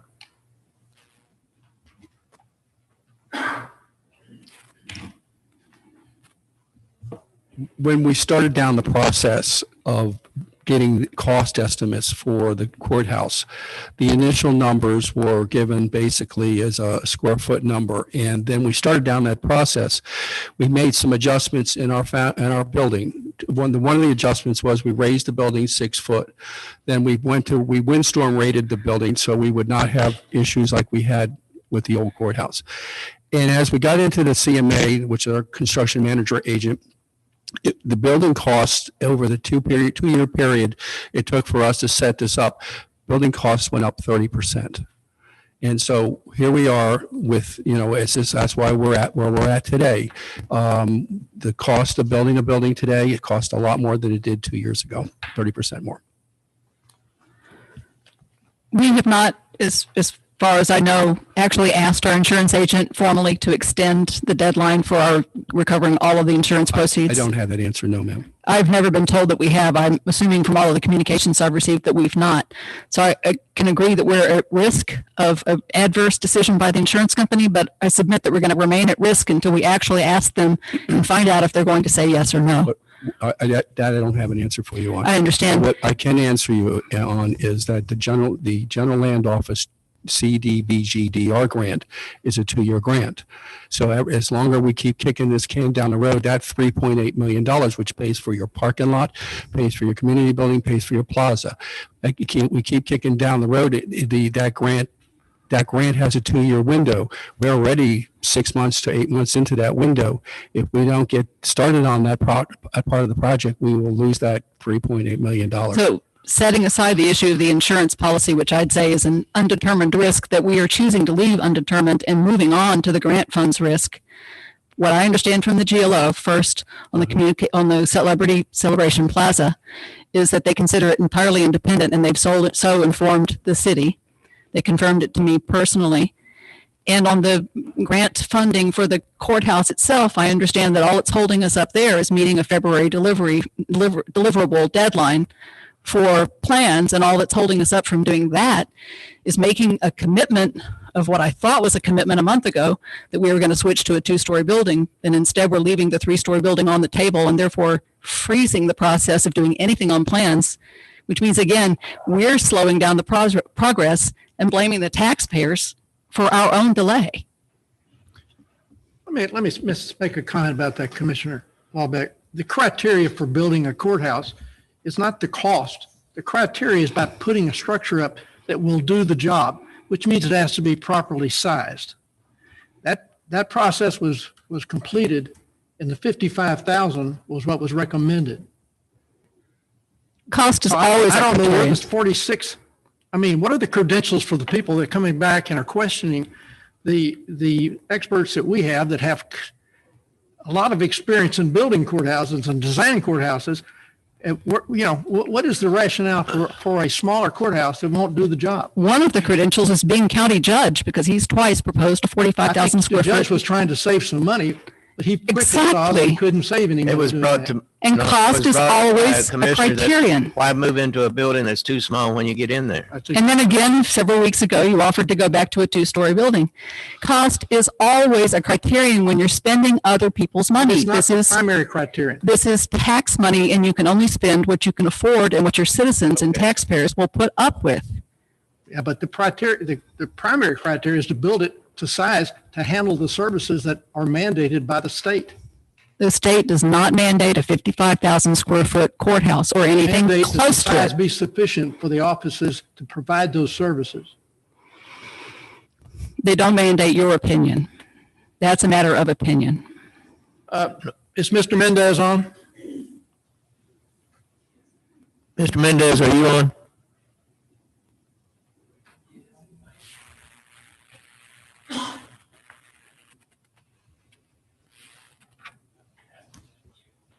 David, Can have you you hear got your me? mute button still on? Yes. I can hear you. I don't think so. Can you hear me, guys? Hello? Yes. Yes. Oh, okay. Yes, we can hear you. I've been Would you- following the discussion. would you tell us what the state What's ma- the question? What does the state tell us that we have to do as a commissioner's court as to providing offices and buildings? Well, as I mean, are we in Judge violation of Mills, state law now? As Judge Mills pointed out, Chapter 292 of the Local Government Code says that the Commissioner's Court is responsible for providing a courthouse. It specifies. Are we in violation that, of state law? The Chapter 292, and I can provide the specific site to you after the meeting, but the Chapter 292 says Commissioner's Court after the formation of a county shall provide a courthouse. You don't have a courthouse, so I don't know if you're in violation of that, but that's what it says. We had a 28,000 square foot courthouse before Hurricane Harvey. Were we in violation of state law then? Grandfathered in. The statute does not specify the size of the courthouse. It says that the Commissioner's Court shall provide a courthouse and offices for the administration of county affairs. And so I assume that that's within the discretion of the court to decide the size and scope of the courthouse and other buildings. We're proposing to nearly double the size of our courthouse from the one that was destroyed in the hurricane. Is it fair to assume that only half of the cost of the new building will be considered covered by the emergency declaration and therefore eligible for a 10-year maturity instead of a 7-year maturity? I don't know. That's why I'm in consultation with the Attorney General's office to see if they will authorize the full amount to be amortized over 10 years or only the sizing of the original courthouse. Do you have any reason to believe from your prior experience that they'll allow us to double the size of our original courthouse and still call the entire thing an emergency expense? I have no basis on which to speculate about that. I haven't had the question come up before. Bob, the building that you're talking about, they built in Bell County, do you have any idea what the comparison was to their previous? No, sir, that was not an emergency situation. So what Bell County did was issue 7-year tax notes, which were then refinanced. 35 million. It's been a dozen or more years since that happened, but as I recall, it was 35 million. I don't know, David, if you were involved in that transaction or not. I was not No, I the was financial not. advisor. I was just what happened. Yeah, I'm not familiar with the transaction. I was not involved in it. Whenever our first courthouse was built, Commissioner Cashline, what would you say the population of Aransas County? You mean the second courthouse? No, the first courthouse. The first one. The one that was just in destroyed. 1800s? Yeah. The 1890s? And what would we suspect that the population would be now? You asking me that? No, just any of us, because you were all involved with that. Actually, the recent election. I don't think the commissioner's quite that old. Well, maybe not that old, but I was actually kind of surprised at the one I found out how many census. I mean, a lot of people you've been hearing say the population's about 25,000, but when the election went, we have 18,500 and something registered voters. It's odd to me that the total population could only be 25,000, if that's the case. The numbers that you're asking for, and this came out in a conversation that the PAC group had, that when the 28,000 square foot Commissioners Court was built back in the 50s, that the population of the county was less than 6,000 people. and I would suspect the county population now is a good reaching 30,000. That's just. I don't know about that. I have no idea. We don't have a census. The census was a failure this year too. Well, I'm just basing that on the growth I see. I've lived here 26 years now. And whenever I moved here, HEB was standing right in the middle of a pine copse and had a very small parking lot. And we had no Walmart. We had nothing 25 years ago. And in Peninsula Oaks, which was an older subdivision at the time, was about 75% complete. Now it's almost 100% complete. And my precinct now has, I think at first it probably had maybe 10 RV parks, trailer parks, mobile home parks there. And now we probably have 4 or 5 times that many. So we have grown. And if the courthouse was built at such a time that the one that was just destroyed, at such a time that we were, say, the entire population was maybe 12,000 of Aransas County. I'm talking about permanent voting people on it. But we're well above that now. And we also have picked up, we've picked up requests from 2 district judges or 3 district judges to add additional courthouse. The current courthouse, the old courthouse, there was no provisions for anything for veterans officer or anything like that. What I'm trying to say is the courthouse we have planned for originally, we're looking for 50 years. And if we've grown as much in the 25 years that I've been here, or the time period that the courthouse that was destroyed has been here, we're not nearly big enough for the 50 years. So, my thought on this, whether it's going to cost us a dime or 10 cents or whether, insurance is going to run out, whatever. Problem is we got to have a courthouse. Now we're going to pay close to $250,000 a year to rent this building that we're constantly having to maintain. So, you got a choice of $250,000 a year to maintain a 30-year-old building, or taking and spending a little bit more per year and pay for a courthouse that's going to last you for 50 years on it. To me, that just sounds to me like that's just a really dumb question. Our amortization's probably going to be more. The whole purpose of this is to build something that we're not having to pay for it in 50 years when it suddenly blows up or burns down or whatever. I want that to have been paid for 25 years ahead of time. It will affect our taxes. That's right. But growth affects your taxes, and we're growing. We've got billions of dollars just down the street from us, not in Aransas County, don't want it in Aransas County. But you look at the growth around here, how many hotels have we had? How many new apartment complexes? How many new RV parks? How many new mobile home parks? How many new housing projects and development? All you got to do is drive anywhere in this county and you see houses going up, or you see area being cleared. Right now it's got down to, in my precinct, it's got down to which is going to grow faster, the sand pits or the apartment complexes. We can't do anything about sand pits, but the apartment complexes are on their way. So it looks to me like we're talking about pennies and nickels here. And I think we're just being very bad stewards of the public in communicating those issues to the public. But also too, I've been instructed, and I asked this question at the last conference I was at, what can commissioners do to help promote a bond issue? And the basic answer is nothing except what we do right here in this courthouse. Because if we take something from this courthouse and we go out and tell the public something, we've got to all be telling the same thing. And so we are not, our hands are tied. You know, we take the brunt of so many people saying, well, you just did a sorry job. Well, I did the job I could. The judge did the job he could.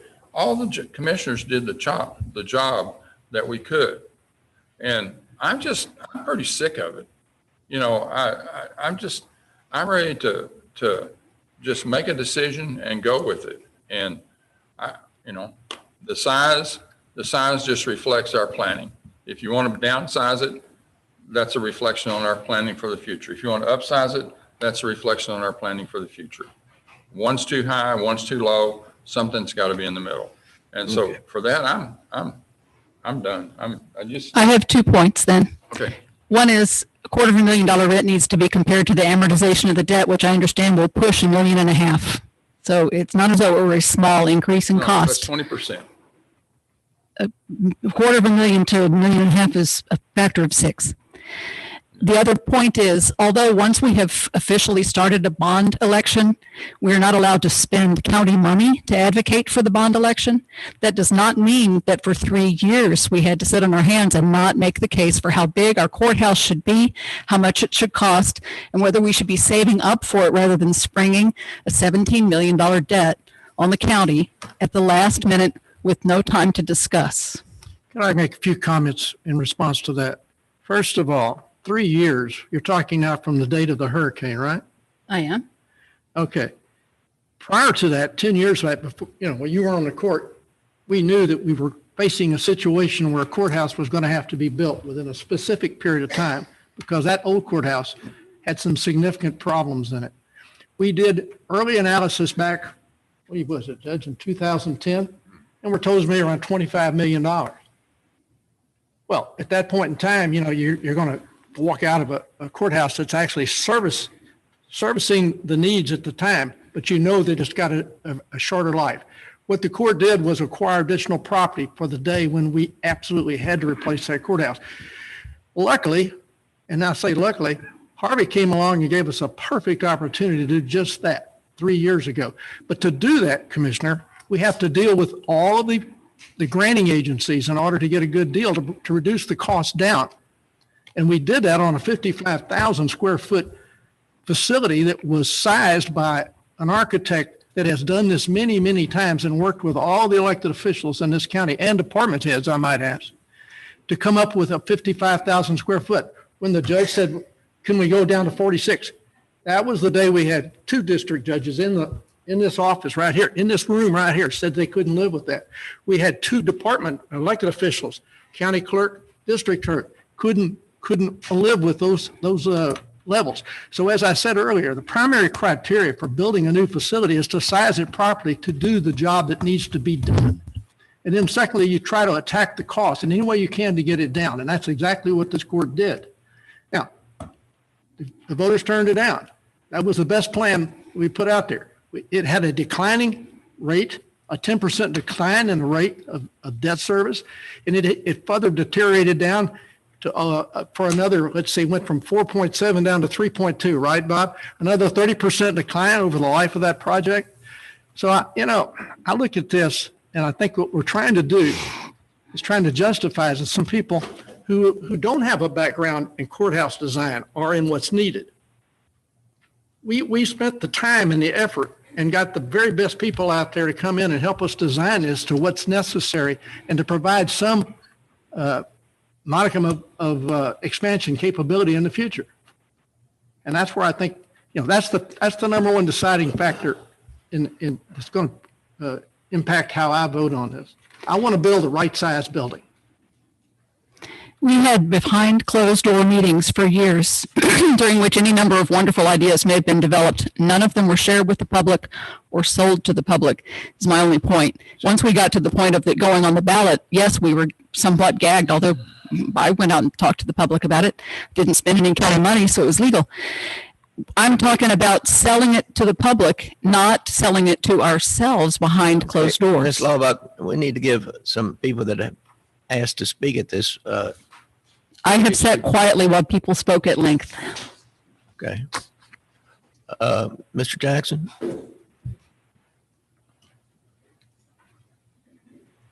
John Jackson, live here in Rockport, Texas, 312 Olympic Drive. And all of you know who I am anyway. Commissioners, the last time I spoke before this court, it was in support of why the proposed anchor project in downtown Rockport should move forward as originally conceived.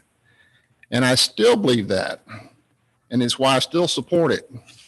As you know, the anchor project was intended as a dual government complex with county and the city, as well as a community-wide celebration plaza.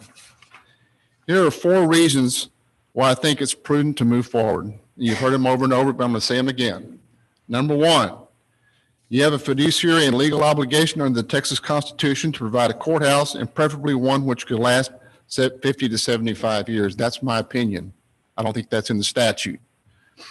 As a citizen and as a taxpayer, we need to take advantage of the cost savings and economies of scale by doing the projects in tandem to save increased architectural, engineering, and construction cost.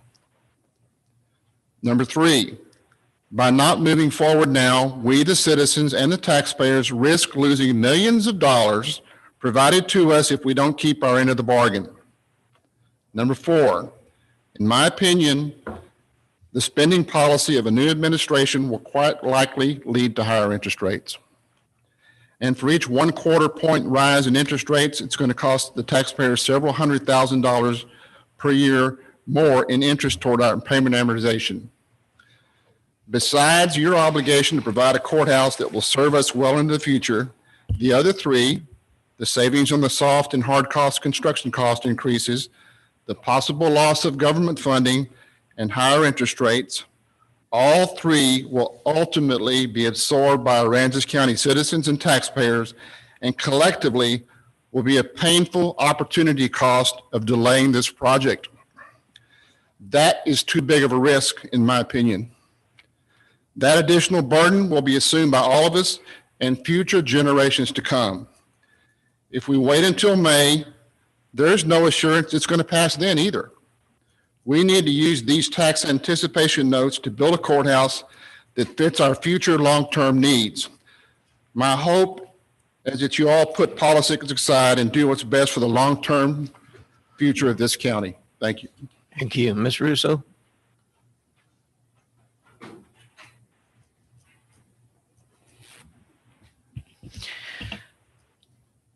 I don't even know why this is being discussed, to be honest with you, because when the bond proposal was created, there was an option for it to be written where there could be a proposal A for one size courthouse or proposal B for a second size courthouse.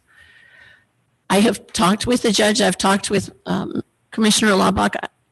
I would talk with any of you. I certainly talked with a number of my constituents and your constituents. And people are for a new courthouse. They are not against a new courthouse. They just are not for the 55,000 square foot courthouse and for the way this project was slammed down their throats. You all may not believe that that is what happened, but from outside, that is exactly what happened. So I tell you, people want a new courthouse. They are not in favor of staying here, and I've certainly shared why staying in this shopping center is not a viable alternative. But to do this, to ask for the voters to give their feedback and then essentially to say, we don't even care what you have to say, we know better and we're going to go ahead, would be a tremendous disservice to this community. Thank you. Mrs. Russo, have you looked at the votes in your precinct that you represent?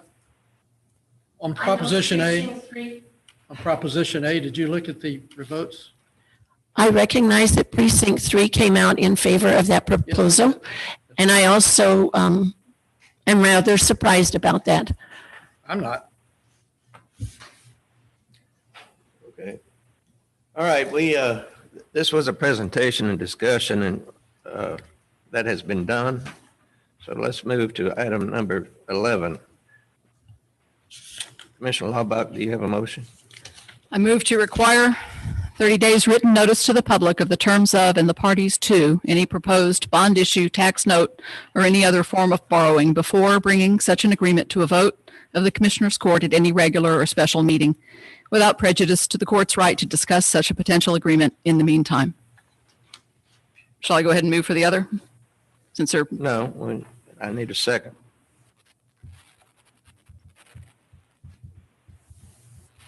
the motion dying for lack of a second, shall I move to the next one? Certainly. I move to require 30 days written notice to the public of the terms of and the parties to any proposed tax abatement or agreement under Section 381 of the Texas Local Government Code before bringing such an agreement to a vote of the Commissioners Court. I'll second that. Motion made and seconded. I believe, no, this has a good purpose, but also we have a EDC in it, LGC, that's supposed to handle these kind of things for us, and vet what's coming to the county and bring it forward to us with their suggestions and recommendations.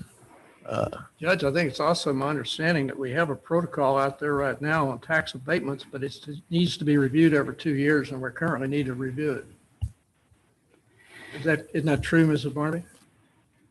Yes. But those aren't under Chapter 381.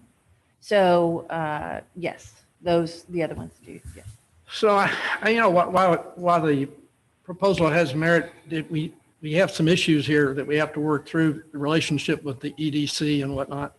My suggestion is that we come back and have an issue, have a plan in place that coordinates these activities before we actually vote on something like this. I think what that's inspiring me to do is make a similar proposal at the next meeting to put any EDC proposal before the court for at least 30 days before we vote on it. The point is that the public wants input in these decisions, and when we only tell them what's going to happen on Thursday night for a Monday morning vote, there's no time for people to have input.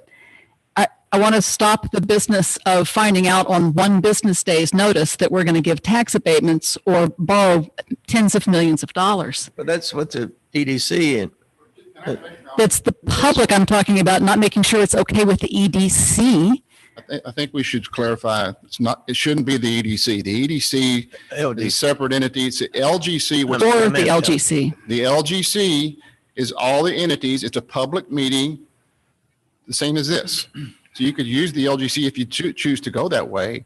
The EDC is just under contract with the LGC. So the LGC could take up an abatement issue or a policy that maybe there's some uniformity across the community, which I think might make good sense, because right now people come here, they get different stories everywhere they go. So that would be a forum where you could debate this issue openly and publicly if you wanted to, but not keep the EDC out of it. That's a separate entity altogether. LGC. Thank you. I'm sorry, LGC is one of them. I think when we review the plan that we have existing, we need to review what types of projects that would even I be agree with that. eligible. That's right. I think to pass this particular motion is a little premature because of that. It needs to be studied and coordinated. That's just my thought on it. I would make a sub-motion that we would table this until such time as we can meet in a public meeting with the LGC and all the citizens that are involved and talk about the purpose of the LGC and how the process would be to come before the LGC for abatement recommendations up or down, and if it's up, then come to the Commissioners Court. I've been after a way to do this for a while, and I think I'd do it, but I don't think today is the day to talk about this. I would second that. I would just point out that as a parliamentary matter, I don't think you can table something with a definite length of time during which it cannot be reconsidered. I'll table it to the first meeting in February. Regular meeting in February. I'm just saying there's no way to, You're correct. there's no way to prejudice the right of somebody to bring the matter back up in the meantime. You're just basically signaling that you wouldn't approve it then and you would want to wait longer, which is fine. No, actually, I don't want to wait any longer than we have to, but I do think we need a coordinated effort. What I'm saying is I could bring it back up in 2 weeks and a motion to table it until February can't prevent me from doing that. That's all I'm That's saying. all right. That's fine. All right, with motion made and seconded. All those in favor? On the vote to table. On the Yes. vote to table. All those in favor? Aye. Aye. No. 3 for, 2 against. All right, item number 13, acknowledge the receipt and record in the minutes Commissioners Court of the Commissioners Court of Aransas County Election Committee appointment of Kevin Stroud as election administrator effective November 19, 2020 at a group rate of 17.4. That's recorded.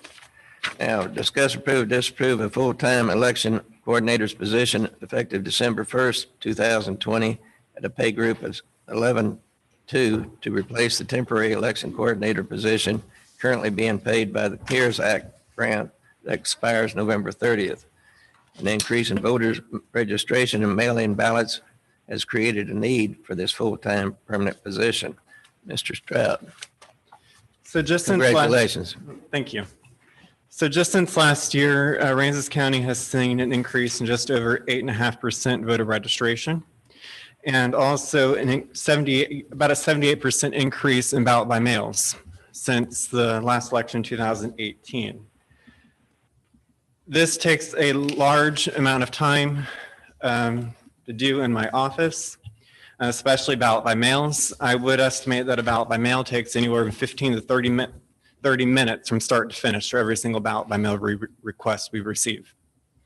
We receive those ballot mail requests beginning January 1st of each year.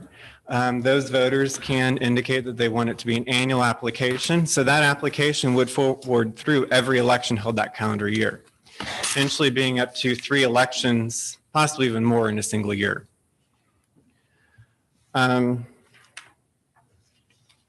Also, just this one election since I've been working here in November, my office has worked over 1,400 hours this election.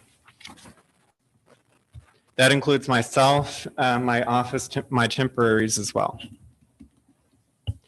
There is a definite need for another permanent full-time position in my office. How does that compare to prior years' hours per election? Can you say? That I can't compare, but I would estimate that it has been very close to the same amount of hours for every election.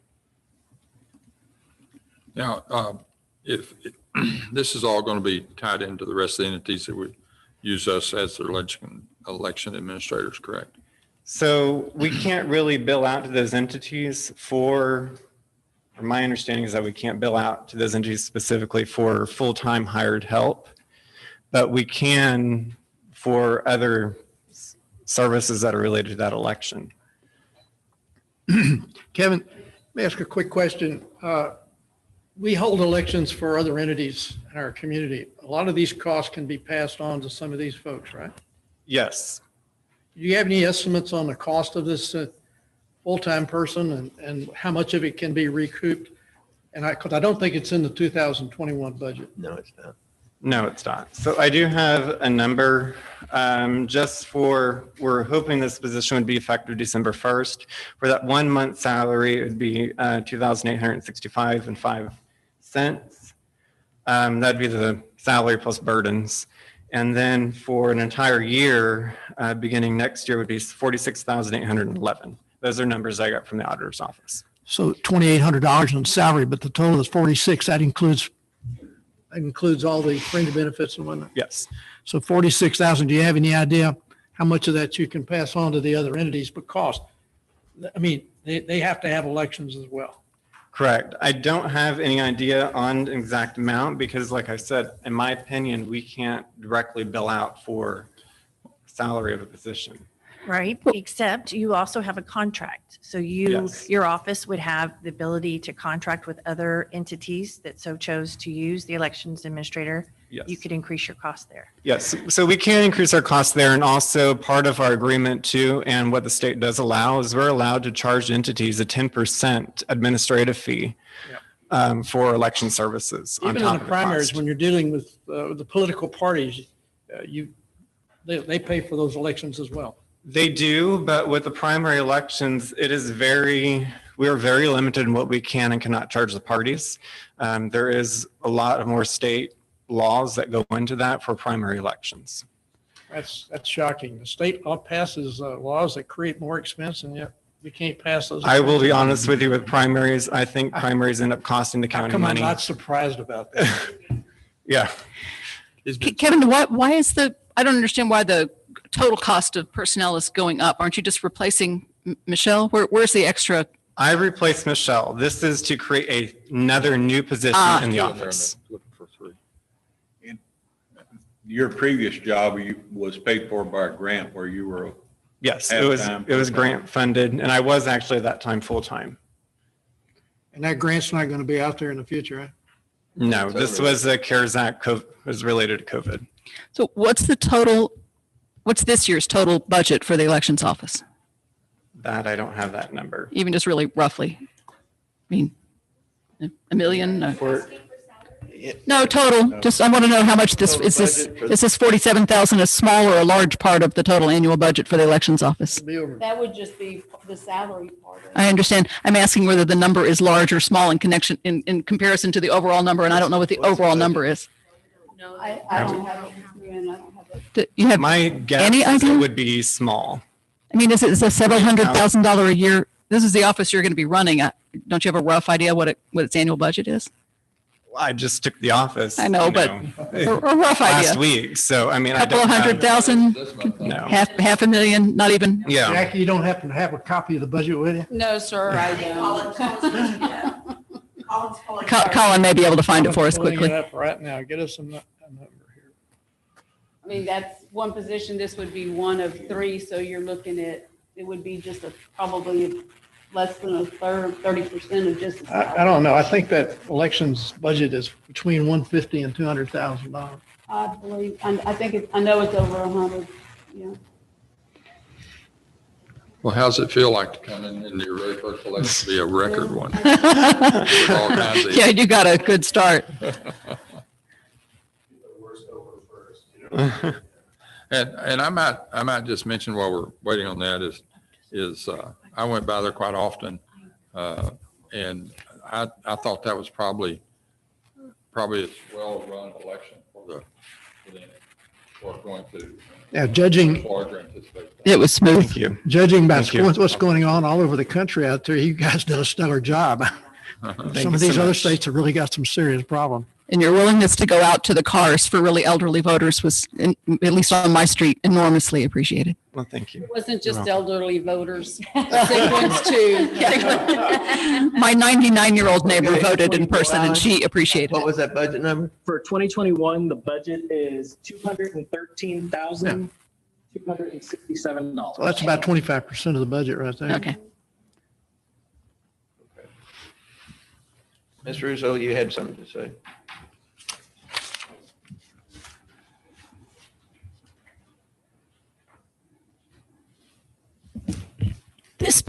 Excuse me, this position was created as a temporary position, I believe, last summer.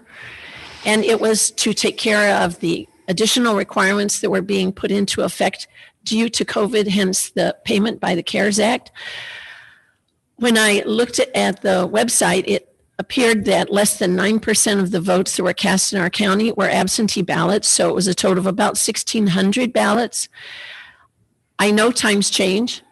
But I also know that the job of elections used to be handled by the county clerk with one deputy clerk in her office assisting her just at elections time. We, as a county, hired an elections administrator some years ago, perhaps 5 or 6. And then that separate department was created. And then an assistant was added to the elections coordinator or administrator. And now we have the proposal to take what was a temporary position for a special situation, which was COVID, and create a full-time permanent position. This is unfortunately an expansion of government at a time when we are looking to maintain or reduce the costs. Thank you. I support Ms. Rousseau's comments. I think we were looking at this as a temporary COVID emergency. It was originally sold as something that was covered by COVID emergency funds, and that's quite reasonable, but on rather short notice, we're talking about increasing a budget by 25% with no more grant funds to pay for it with, and I think we're rushing the decision. I think we should table until we can look more thoroughly at whether this is genuinely a long-term problem that we need to expand the budget with to such a degree on such short notice. Sorry. But can this problem be looked at by using temporary help? Apparently, that's what you were. Yes, so. Short-term contract, maybe instead of a full-time permanent employee? In my opinion, temporary work does not work in elections. Elections are a constant moving thing. I mean, yes, an election does, come every, so often. And an election does take, 2 to 3 months from start to finish. But taking that time to constantly train and retrain a new temporary worker for every election is not feasible.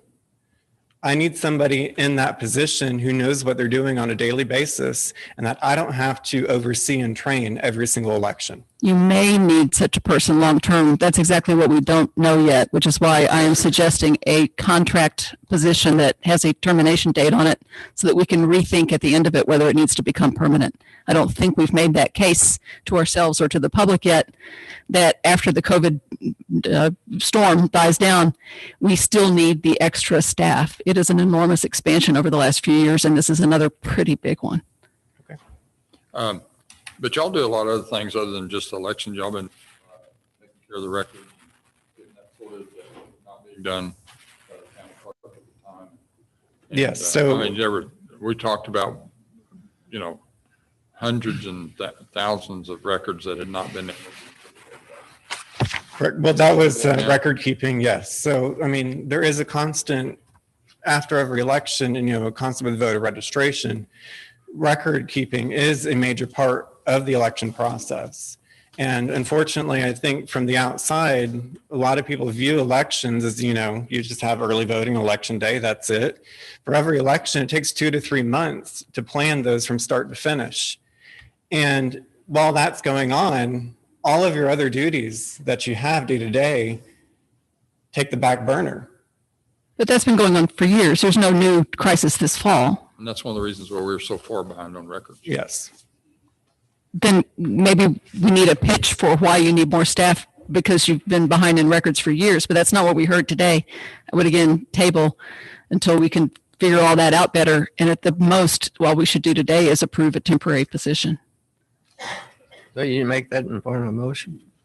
I move to table for a collection of additional information about why at this time we need additional staff, not only for the election, but for general record keeping, and why a temporary appointment that would allow us to reconsider in a few months whether it needs to be permanent would not be an improvement. I have a motion. Do I have a second? Second. Second. All those in favor? Aye. Aye. Yes. Discuss, approve, disapprove, change in the JP part-time position. Judge Dubnik. I guess I didn't do it right last time. I'm going to try to do it right this time. I need a motion first and a second. I move to approve the JP request for a change of their part-time court clerk position to a full-time civil court clerk position at a pay grade of 11. Second. Motion made and seconded. All right, Judge Dubnik. Okay, yeah, so with the increase in our jurisdiction, our jurisdiction from 10,000 to 20,000, we are expecting an increase in our civil cases, and it will take one clerk to handle that without splitting the other duties. So. Do you need a budget increase to cover this? Is this in the budget? No, it's not in the budget. How much? We're actually going to supplement the difference from what was budgeted for the original part-time position. We can supplement the rest with their tech fund. So you can pay for an extra half person out of a tech fund? Article 1020173, which is new also. Right. Which we collect a court cost from citations that are, I guess, traffic and civil, whatever. That goes into a specific fund that's used to help supplement the salary of the clerk, for the clerk and her, I guess, computers and stuff like that. Okay, so for 2021, there would not need to be any monies removed from the general reserve. You'd be able to cover it, the extra half person work spot. Yes. By It's the in tech budget fund? for the part-time. From the tech fund, but then for 2022 and following, what's the plan? Is that tech fund still available, or will we just have to take this up next year? I think we would take it up next year. Is that right? The tech fund would, that's a see where short-term we're fix. at and what we're collecting. It's So we have a one-time fix for 2021, and we'll have to address what happens in 2022 if we add half a I mean, I'm person. assuming it's going to be probably the same unless they change it, the legislative change it. This being the same, you mean the tech fund will again be available? That's what I understand. It doesn't say for a temporary, Right. There's no expiration on the Yeah. use of the tech fund. The only difference would be, though, if she were to supplement going forward, that would deplete that fund quite fast. So we would recommend adding it into the general fund budget for 2022. Well, my general viewpoint is not that I like expanding government any more than anyone else, but if you can make it work within your existing budget, I feel like it's up to you to decide how you move the heads around. Judge, I got a question. I'm glad you're there because I just was looking at the fee report for this year. And I've noticed that JP1, you mentioned your caseload is going up there. We anticipate it to go up. Okay. Well, we didn't anticipate a $101,000 decline in your fees coming out of your operation this year. Last year, prior year to date was 253,000, and this year it's 152,000 through the end of October. So could you explain what the problem there is, or what's happening in your court? Well, I think it's the limitations we have on collections. That somebody gets a ticket and they decide not to pay it, we can put them into a collection agency. But what happened this year? Was it, I just assumed it was a COVID effect. Is there something else going on that changes your ability to collect fees? Well, the changes in the law.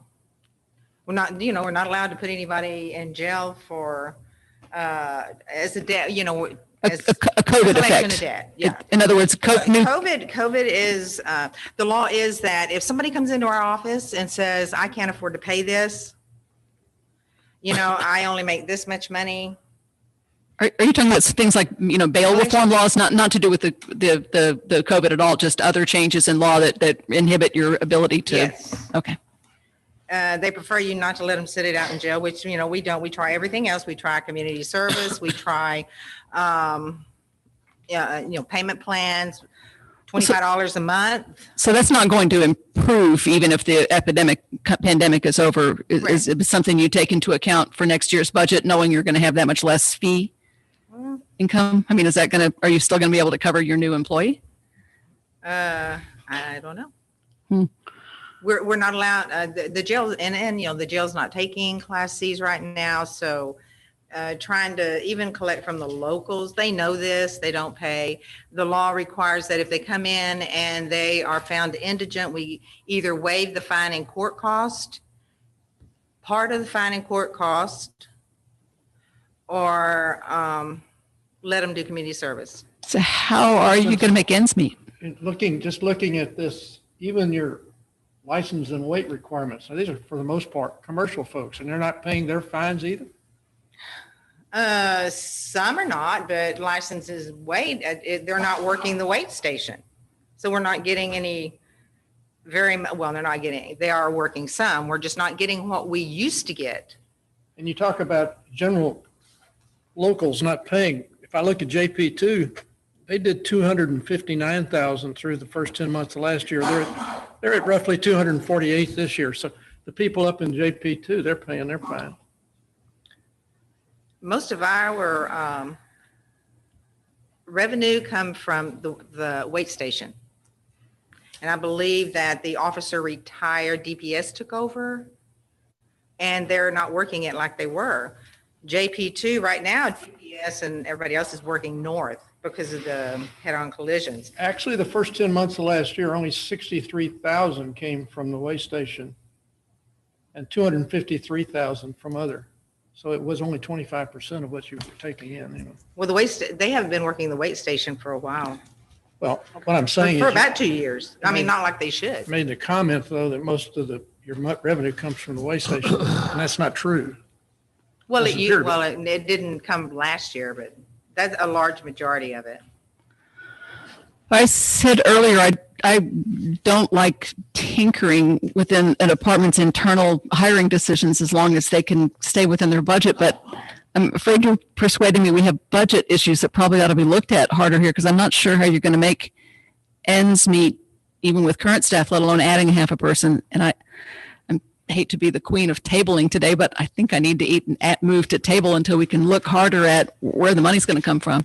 Because if we have to take it from the general reserve, then we do, but I don't think we know yet whether we have to. Okay. Motion made.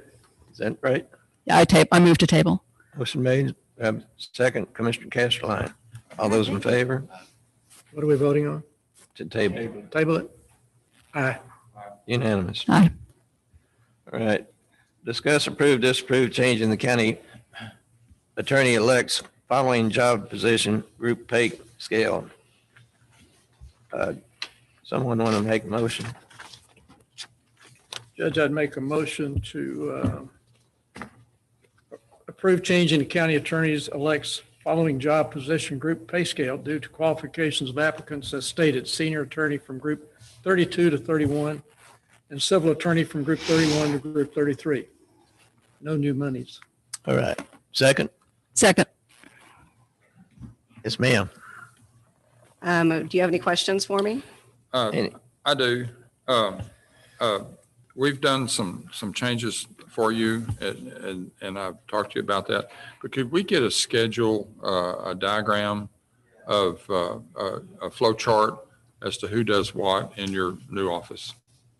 Right at this exact moment, I don't have No, I one don't on mean me, right but now. I don't mean right now, but before the next regular meeting, can you get us a flow chart of what you anticipate your office is going to look like with some, I don't know, we don't necessarily need to know salaries or anything, but what the rates are and what they're eligible for. You may not be well, able to they're do all that. full-time employees, so they'd be eligible for full-time benefits if that's what you're asking. Well, I'm not, we don't need to do, I don't really need to know what the amounts are. Okay. But I'd like to see what your chart. Okay, that's fine. I can give you a brief summary right now, please. Okay. So aside from myself, there are 4 attorneys. There will be 1 civil attorney, a senior attorney that will primarily be in charge of felonies. There will be 2 attorney 1 positions.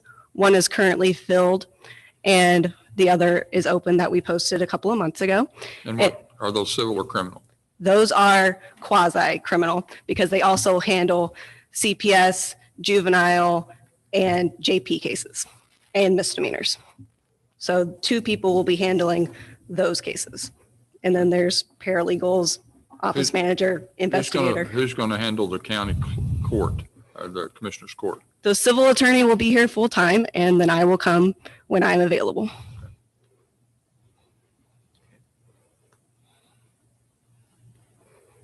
All right, the motion's been made and seconded. Yes, oh, yes, ma'am. Yes.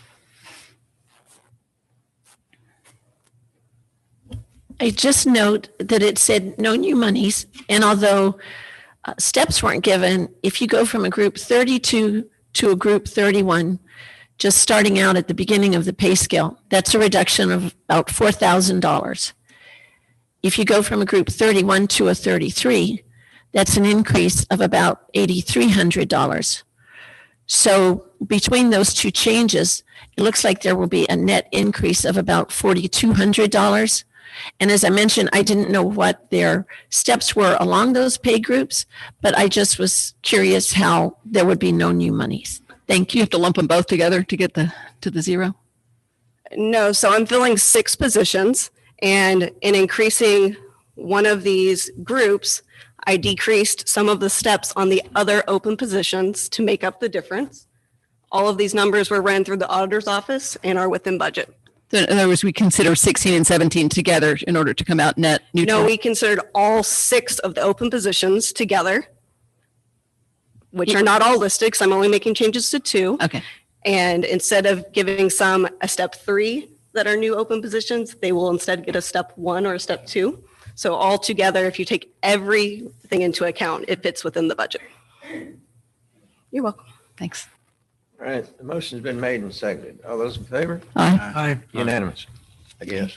Thank you. Didn't hear anything up front. All right, item number 17.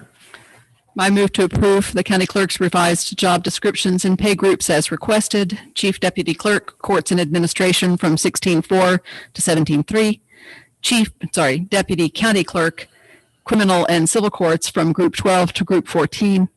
Deputy County Clerk, Probate and Guardianship Courts from Group 12 to Group 14. Chief Deputy County Clerk, Vital Statistics and Official Public Records from 16.6 to 17.4. Senior Deputy County Clerk, Vital Statistics and Official Public Records from 12.2 to 15.1. And Deputy County Clerk, Vital Statistics and Official Public Records from Group 12 to Group 14. No new monies. Motion made. Do I have a second? I'll second that. Second. Yes, ma'am.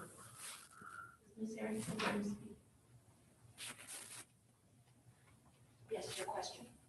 I didn't know if you were going to give a presentation. Oh, I was thinking those were both. Oh, no wonder she wasn't answering. Pardon me? No, she can go back. You can go back. This will just, and then if you need to come up, you may. Thank you. So my question again, no new monies. A chief deputy change from a 16.4 to a 17.3 is an increase of 1,400. Can I just go ahead and answer your question? Because I'm pretty sure I know what your question is. You're looking just simply at the numbers where I'm going from this to that. Nobody at home can hear you unless you stand in front of it. And I apologize for confusing the record earlier. I was reading these as both county attorney. Obviously, one's county attorney, the other's county clerk. Sorry about that. To answer your anticipated question, what we're looking at. Who are you? Oh, I'm Carrie Arrington. I'm the county clerk. So in my office, I currently have 3 openings. It's an opportunity, you would say, to look at where we are with salaries, where things need to be, what the focus is on the actual office environment. And rather than having one simple elected, appointed, whatever person up at the top and have everybody across the board, I'm looking at where our needs are. In the past, we had 3 different deputies that dealt in the clerks, the courts.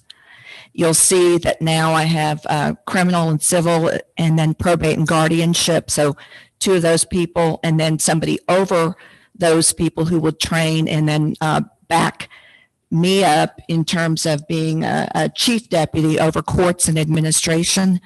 Then on the other side of the business, so to speak, we have vital statistics and official public records.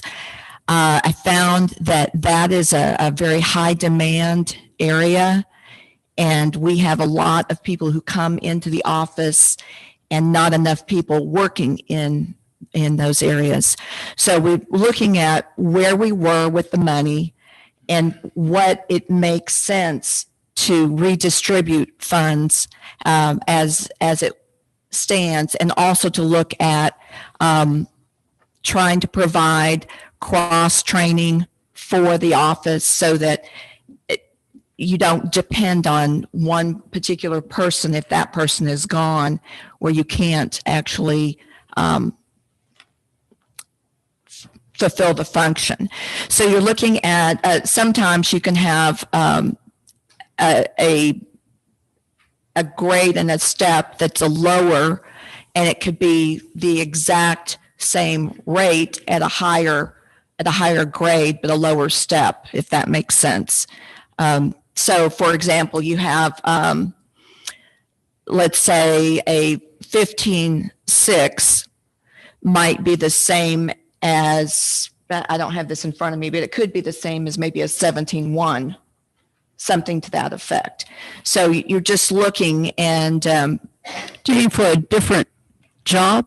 As in job A at 16 might be less than job B at 18? Because these seem to be, I mean, each of these groups, each of these positions is going up in group. And yet you're saying the total is a net zero. How does that work? I'm saying because I had other people who were higher than this that you're not seeing. Okay, so if you have eliminated some positions and ended up with these 6. I haven't eliminated any positions. I've just taken some of the positions that were paid at a higher rate, and those positions were re-looked at, and you don't see that necessarily. I had some people who were paid at a higher, at a 17 something that is not shown on here. So are there, in addition to these 6, which all show increases in group rating, are there others that show a decrease in group rating? They're just not on this paper? They're not on that chart. I've went over everything with the auditor's office. Again, if you're looking at where you are, if you are losing a person and they're paid at a certain rate and you've got that amount, you're re-looking at what makes sense in terms of the rest of the office structure. But you're keeping the same amount of employees, you still, even though. I have the same amount of the employees and I have the same amount of money. It's just being distributed. Some are getting paid less than they were before and some are getting paid more. There are people who are not in my department who were making more and they are not necessarily there to receive the higher amounts now. You're talking about she has vacant positions. I have vacant positions. So when the new people come in, they'll come in at a lower rate? Right. Yeah. The new people will come in at the 14.1. Well, let me ask a question. You say you've got positions that aren't filled, but if you filled all the positions and you adopted these rates, would there be new monies involved in 2021? No, sir. There's like a $400 difference and that's it. And not anticipating that we'd have everything. Even filling the unfilled positions? Okay. So you've actually costed this out? Yes, sir. Okay, fair enough. It's all costed out. Well, Pat's the HR expert. Does that make sense to you? Ms. Russo, you want? I understand what's being discussed. It's not really present here. Ms. Russo, letter. Are there any other questions? Thank you. And also one of the other benefits. They won't hear you. Came right at the mic. I was not loud enough. But not for home. One of the other benefits of the new structure is that within the department, there are opportunities for advancement and then, of course, cross-training and training. Okay, thank you. Thank you. My concern, and I understand that this is a new county clerk, and so she has the right to look at her office and see what will work. However, I believe that she has been in that position less than 2 months, and this is a wholesale change of the department that will impact next year's budget and future years. There's also a concern that there is salary creep. Essentially, when I was here as HR director, we did try to keep some equity between the departments, recognizing that most department heads believe their employees are doing the very best job, and they probably are.